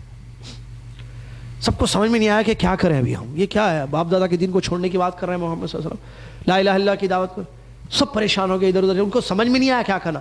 بعد میں جا کر گھروں میں جا کر, کیونکہ ایک دم گھبرا گئے یہ سن کر کے باپ دادا کا طریقہ چھوڑ گئے, بعد میں جب ان کو اپنی گھبراہٹ ختم ہوئی تو ان لوگوں نے کہا کہ نہیں ہم اپنے باپ دادا کے دین کو چھوڑیں گے نہیں, یہ کون سی دعوت ہے, نہیں یہ تو دین سے بکھیر رہے ہیں, ہم کو اپنے باپ دادا کے دین سے ہٹا رہا ہے, لہٰذا ان کا کچھ کریں گے ہم, یہ سوچ لیا انہوں نے. اور وہاں اس مجمع میں جب سب لوگ بکھر گئے, ابو لہب نے جو الفاظ کہے وہ جو آپ جانتے ہیں تقریروں میں علماء کی زبانی آپ نے سنا ہوگا, تب اس نے کہا کہ تبا لک یا محمد لہذا جمعتنا, تمہاری بربادی ہو محمد, تم اس لیے ہم کو بلائے یہاں پر, سارا دن تمہارا خراب ہو جائے, تم ہلاک ہو جاؤ, تم برباد ہو جاؤ. اے محمد صلی اللہ علیہ وسلم, یہ معنی بیان کیے ہیں علماء نے اس کے تب کے, تو کیا تم نے اسی لیے لا الہ الا اللہ کی اس دعوت کے لیے ہمیں جمع کیا یہاں پر؟ چلو نکل گیا بس. تو اللہ تبارک و تعالیٰ نے آیتیں اتاری, تبت یدا ابی لہب و تب, ابو لہب کے ہاتھ خاک آلود ہوں اور وہ برباد ہوگا, اور برباد ہوا بھی آگے جیسے واقعات آئیں گے انشاءاللہ پڑھیں گے. اور ما اغنی عنہ مالہ وغیرہ پوری سورہ جو ہے اللہ تبارک تبت یدا ابی لہب و تب ما اغنی عنہ مالہ وما کسب سیصلی نارا ذات لہب وغیرہ جو آیتیں اس کی, وامرأۃ حملۃ اس کی بیوی کے بارے میں آئی ہیں, وہ سب جو ہے وہیں پر بیان کی گئی. چلیے اس کے بعد نبی علیہ السلام کی یہی سلسلہ جاری رہا, تو مشرکین مکہ نے پلاننگ کی, کہا کہ اب کیسے جو ہے ان کو روکا جائے. ٹھیک ہے, ان کی دعوت کو روکنا ضروری ہے کیونکہ یہ تو اوپنلی بول دی ہیں, اب سب کو بولیں گے. تو اب نبی صلی اللہ علیہ وسلم نے شروع کر دیا, خلاص جب پہاڑی پر آواز کیا اور لوگوں کو دعوت دی, اس کے بعد سب کو دعوت دینا شروع کی, اور الحمدللہ لوگ آتے گئے اسلام میں. قریش کو فکر ہو گئی, قریش نے بیٹھ کر جو ہے پلاننگ کی, آپس میں مشورہ کیا کہ کیا کیا جائے. کسی نے کچھ مشورہ دیا, کسی نے کچھ نے کہا کہ ایسے کریں گے, لوگوں کو روکنا پڑے گا ان سے, اور لوگوں کو روکنے کے لیے کیا کرنا پڑے گا بھائی, لوگوں کو روکنے کے لیے ایسے کہتے ہیں کہ یہ جو ہے وہ پاگل ہو گئے ہیں یہ. تو پھر ایک ان کے بڑے نے کسی نے کہا کہ نہیں, پاگل بولیں گے تو لوگ بولیں گے یہ کہاں پاگل ہے, یہ تو اچھی بات کرتے ہیں محمد صلی اللہ علیہ وسلم, پاگل تو پاگلوں جیسی بات کرتا ہے, محمد صلی اللہ علیہ وسلم تو اچھی بات کرتے ہیں. تو نہیں, پھر کیا کہیں گے, تو پھر کہیں گے کہ یہ جو ہے جادوگر ہے. تو بولیں گے نہیں, جادوگر کو تو پتہ ہے, ہم سب جانتے ہیں جادوگر کیسے ہوتے ہیں, جادو کی باتیں کیسی ہوتی ہیں, جادوگر بھی نہیں بول سکتے. پھر لوگوں نے کہا پھر ایسے کریں گے کہ ان کو کاہن بولیں گے. بولے نہیں, کاہن کی بھی اپنی علامات ہوتی ہیں, صفات ہوتی ہیں, لوگ یقین نہیں کریں گے کہ ہم کاہن بولیں گے ان کو. تو اچھا شاعر بولیں گے, یہ شاعر ہوگا, اپنے شعر و شاعری سے جو ہے لوگوں کو باپ دادا کے دین سے ہٹا رہا ہے. تو پھر جو بڑا بیٹھا تھا وہاں سردار, اس نے کہا کہ نہیں, شاعر بولیں گے تب بھی یقین نہیں کہ شعر ہم سے بڑا شاعر کون ہے یہاں پر, ہم بڑے بڑے شعر بولنے والے عربی کے نہیں بولیں گے. تو اس نے کہا پھر تم ہی بتاؤ ہم کیا کریں گے, روکنا تو ضروری ہے محمد صلی اللہ علیہ وسلم کی دعوت کو. کہا کہ ان سب میں جس سے کام چل سکتا ہے جادوگر ہے, جادوگر بول دو, کیونکہ باتوں میں جادو ہے, تو لوگوں کو روکا جائے. پھر انہوں نے کہا کہ حج کا موسم چونکہ اس وقت قریب آ گیا تھا, اور قبائل آ کر مختلف عرب کے یمن وغیرہ سے لوگ حج کرتے تھے, ان لوگوں نے کہا کہ لوگ حج میں آئیں گے تو ان کو روکا جائے گا. چنانچہ وہ لوگ بیٹھ گئے راستوں پر جہاں جہاں حاجی آتے تھے. تو مکہ میں داخل ہونے سے پہلے ان کو پتہ ہی نہیں محمد صلی اللہ علیہ وسلم کون ہے کیا. ان لوگوں نے فوراً کہا کہ سنو, مکہ میں ایک جادوگر آیا ہے محمد بن عبداللہ, ٹھیک ہے, وہ جادو کی باتیں کرتا ہے اور لوگوں کو اپنی طرف کھینچ رہا ہے جادو سے, لہٰذا تم بچ کے رہنا. اچھا ایسا ہے, اب لوگوں میں ایک فطرت ہوتی ہے نا, ذرا سنیں گے دیکھیں گے کیا بولتا ہے انہیں. حکمت دیکھی. لوگ گئے ذرا جا کے کو محمد کون ہے, یہ محمد کوئی جادوگر ہے, ارے وہ دیکھو وہاں ہے, ایسے ہوا مکہ میں بہت ہوا ایسے, جو بھی آتے تھے وہ حج کرنے آ رہے تھے. اب وہ گئے بولے اچھا یہ ہے, ذرا بیٹھ کے سنیں گے کیسے جادو کرتا بھائی, بیٹھ کر سنیں. کیا کیے, کلمہ پڑھ کے اٹھ گئے, کیونکہ جادو نہیں تھا نا, وہاں سچ تھا, حقیقت تھی, فطرت دین کی تعلیم تھی, توحید کی تعلیم تھی. سبحان اللہ. تو یہاں ایک پوائنٹ بہت بڑے, جب آپ بھی توحید کا کام کریں گے نا, روکیں گے لوگ, ارے ان کے درس میں نہیں جانا, ان کی تقریر نہیں سنا, فلاں شیخ آئے ہیں ان کا ایک پروگرام ہے یہاں پر, نہیں, وہ پورے وہ گالی دیتے ہیں, وہ لوگوں کو گالیاں دیتے ہیں. اچھا برا آدمی ہے, بہت غلیظ باتیں کرتا ہے, اچھا غلیظ باتیں کرتا ہے. تو لوگ سنتے, ذرا ایک مرتبہ دیکھیں گے کیا بولتا ہے, کوئی سیڑھی میں دیکھ رہا ہے, کوئی الحمدللہ آ رہا ہے توحید کے راستے پر. اور یہ ہوتا ہے جہاں کہیں آپ میں کوئی بھی انسان, بڑے سے بڑے عالم یا طالب علم توحید کی دعوت لے تو رکاوٹیں آئیں گی, رکایا جائے گا, سازشیں ہوں گی, پلاننگ ہوگی. لہٰذا اللہ سے دعا کرتے ہوئے اپنی دعوت کو آگے بڑھانا ہے. انشاءاللہ اللہ کی مدد ہوگی. اگر ہم اچھا کام کریں گے, مشکلیں, رکاوٹیں, پریشانیاں آتی رہتی ہیں, اللہ کی مدد ہوگی, انشاءاللہ کام آگے بڑھے گا. تو اس طریقے سے ان کا بھی یہی ہوا. پھر اس کے بعد اور بھی پلاننگ کی ان لوگوں نے, حج کے موسم کے علاوہ بھی جو ان کی پلاننگز تھی وہ مختصر آپ کے سامنے میں رکھوں. ان لوگوں نے جو پلاننگ کی اس میں یہ کہ ہنسی مذاق اڑایا جائے اور ان کی تحقیر, حقارت کی نگاہ سے ان کو دیکھا جائے, اس پر ان لوگوں نے عمل کیا. نبی صلی اللہ علیہ وسلم کی ہنسی اڑانا, جہاں نبی صلی اللہ علیہ وسلم جو ہے توحید کی دعوت لوگوں کو دیتے, وہاں ہاں ایسے چیخنا ایسے بولتے ہیں, ہنسی مذاق کے الفاظ وغیرہ جو ہوتے ہیں عام طور عربی میں جو ہے یہ چیری چیزیں کہتے تھے تاکہ لوگ ان سے متنفر ہو جائیں. نبی صلی اللہ علیہ وسلم کو تکلیف ہوتی تھی, نبی صلی اللہ علیہ وسلم برداشت کرتے تھے. اور ایک طریقہ یہ اپنایا کہ نبی صلی اللہ علیہ وسلم کی بات سننے سے لوگوں کو روکنا. ایک تو مذاق اڑایا نبی صلی اللہ علیہ وسلم کا ایک طریقہ. دوسرا طریقہ کیا اپنایا, غلط راستہ, کہ لوگوں کو نبی صلی اللہ علیہ وسلم کی بات سے روکنا. اب بات سے کیسے روکنا نبی صلی اللہ علیہ وسلم کو, تو ان لوگوں نے آپس میں طے کیا کہ ایسے کریں گے, دیکھ رسول صلی اللہ علیہ وسلم کے پیچھے رہیں گے, جہاں کہیں یہ محمد صلی اللہ علیہ وسلم لوگوں کو توحید کی بات بتائیں گے وہاں چیخیں گے, چلائیں گے, او خوب چیخنا چلانا. تو جب چیخیں گے چلائیں گے لوگ بکھر جائیں گے, ان کی بات نہیں سنیں گے, لوگ ان کی بات نہ سنیں. اس لیے جو ہے چیخنا چلانا شروع کر دیا اور شور مچانا شروع کر دیا, اور تاکہ لوگ وہاں سے بھاگ جائیں اور ان کی بات نہ سنیں. اور یہ بھی کیا, نبی صلی اللہ علیہ وسلم کو بڑی تکلیف ہوتی تھی اس سے بھی, اللہ تعالیٰ تسلی دیتا تھا, آیتیں اترتی. اسی طریقے سے ایک طریقہ اپنایا ان لوگوں نے دعوت کو روکنے کا, شکوک اور شبہات پیدا کرنا, ڈاؤٹس پیدا کرنا.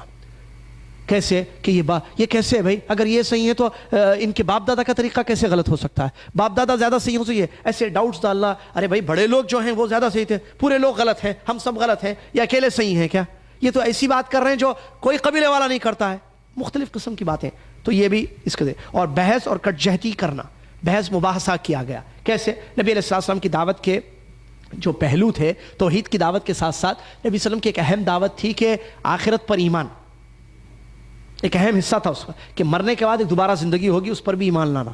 یہ بھی ہے نا اس میں, ایمان کے ارکان میں سے ہے نا. تو نبی صلی اللہ علیہ وسلم یہ بھی دو لوگوں کو بتاتے تھے, اور آیتیں اترتی تھیں تو وہ لوگ کہتے تھے, جیسا کہ قرآن کی آیتوں میں اللہ تعالیٰ نے کہا, بحث کرتے تھے, جس کی قرآن کی آیتوں میں اللہ تعالیٰ نے فرمایا اذا متنا وكنا ترابا وعظاما انا لمبعوثون او آباؤنا الاولون. یہ آیت قرآن میں, کیا ہم جب مر جائیں گے اور مٹی بن جائیں گے اور ہڈی بن جائیں گے تو کیا دوبارہ اٹھائے جائیں گے ہم, تم کہہ رہے ہو. تو یہ بحث کرتے تھے کہ مٹی بن جائیں گے اور دوبارہ کیسے اٹھائے جائیں گے, اور کیا ہمارے باپ دادا جو پہلے بھی مر گئے, سڑ گئے, گل گئے, ان کو بھی دوبارہ زندہ کیا جائے گا, یہ کیا ہوتا ہے. تو اس طریقے سے بحث کرتے تھے کہ یہ ناممکن ہے. اسی طریقے سے انہوں نے کہا ذالک رجع بعید, قرآن کی آیت ہے سورہ قاف کی, یہ بہت دور ہے, یعنی ناممکن ہے یہ چیز کہ کسی کو دوبارہ اٹھایا جائے. تو اس طریقے سے نبی علیہ السلام کے خلاف جو یہ سازشیں کی گئیں, اور نہ صرف نبی صلی اللہ علیہ وسلم بلکہ آپ کے جو اصحاب کرام ہیں, صحابہ کرام رضی اللہ عنہم اجمعین, ان کے خلاف بھی بڑی سازشیں کی اور ان کو بھی بہت تکلیف وغیرہ دی, جس کے بارے میں انشاءاللہ کچھ واقعات آپ کی خدمت میں ہم اگلی کلاس میں انشاءاللہ پیش کریں گے. یہاں اپنی بات کو روکتے ہیں ہم. نبی صلی اللہ علیہ وسلم کے خلاف یہ خارج سازشیں ہونے لگیں, ٹھیک ہے, اور ان کی دعوت کو روکنے کے لیے پوری جد و جہد مشرکین مکہ نے کی. اور ساتھ ساتھ نبی صلی اللہ علیہ وسلم کے ساتھ جو اسلام لے کر آئے ان کو کیسی کیسی تکلیفیں دی, ایک دو واقعات ہم بتائیں گے آئندہ درس میں انشاءاللہ, اور سلسلہ آگے بڑھائیں گے. اور نیکسٹ کلاس کے جو ہمارے پوائنٹس ہیں وہ اس طریقے سے ہیں: ہجرت حبشہ, غم کا سال, شق قمر کا واقعہ, طائف کا سفر, قبائل اور افراد کو دعوت اسلام. جو آخری کلاس کے آخری پوائنٹس ہیں جو انشاءاللہ آئندہ درس میں ہم بتائیں گے. اللہ تعالیٰ سے دعا ہے اللہ تعالیٰ ہم سب کو توفیق دے اس بات کی کہ ہم پیارے نبی صلی اللہ علیہ وسلم کے زندگی سیرت طیبہ کی روشنی میں اصول جو بتائے گئے ہیں اہل علم نے, اس کو ہم اپنائیں اور نبی علیہ السلام کے طرز حیات پر عمل کریں، نبی صلی اللہ علیہ وسلم کے طریقے سے کام کریں، اور نبی صلی اللہ علیہ وسلم کے جیسی جو ہے زندگی گزارنے کی حتی الامکان کوشش کریں۔ اللہ تعالیٰ دین کی تعلیم حاصل کرنے کی اور دین کی تعلیم اپنے بچوں کو دینے کی ہم سب کو توفیق عطا فرمائے۔ اللہ تبارک و تعالیٰ ہم جو ارادے کرتے ہیں نیک، اللہ تعالیٰ اس میں کامیابی عطا فرمائے اور دعوت کے راستے کو ہموار کر دے، آسان کر دے، اور اس میں آنے والی پریشانیوں پر ہم سب کو صبر کرنے کی توفیق عطا فرمائے۔ آمین۔ وآخر دعوانا الحمد للہ رب العالمین۔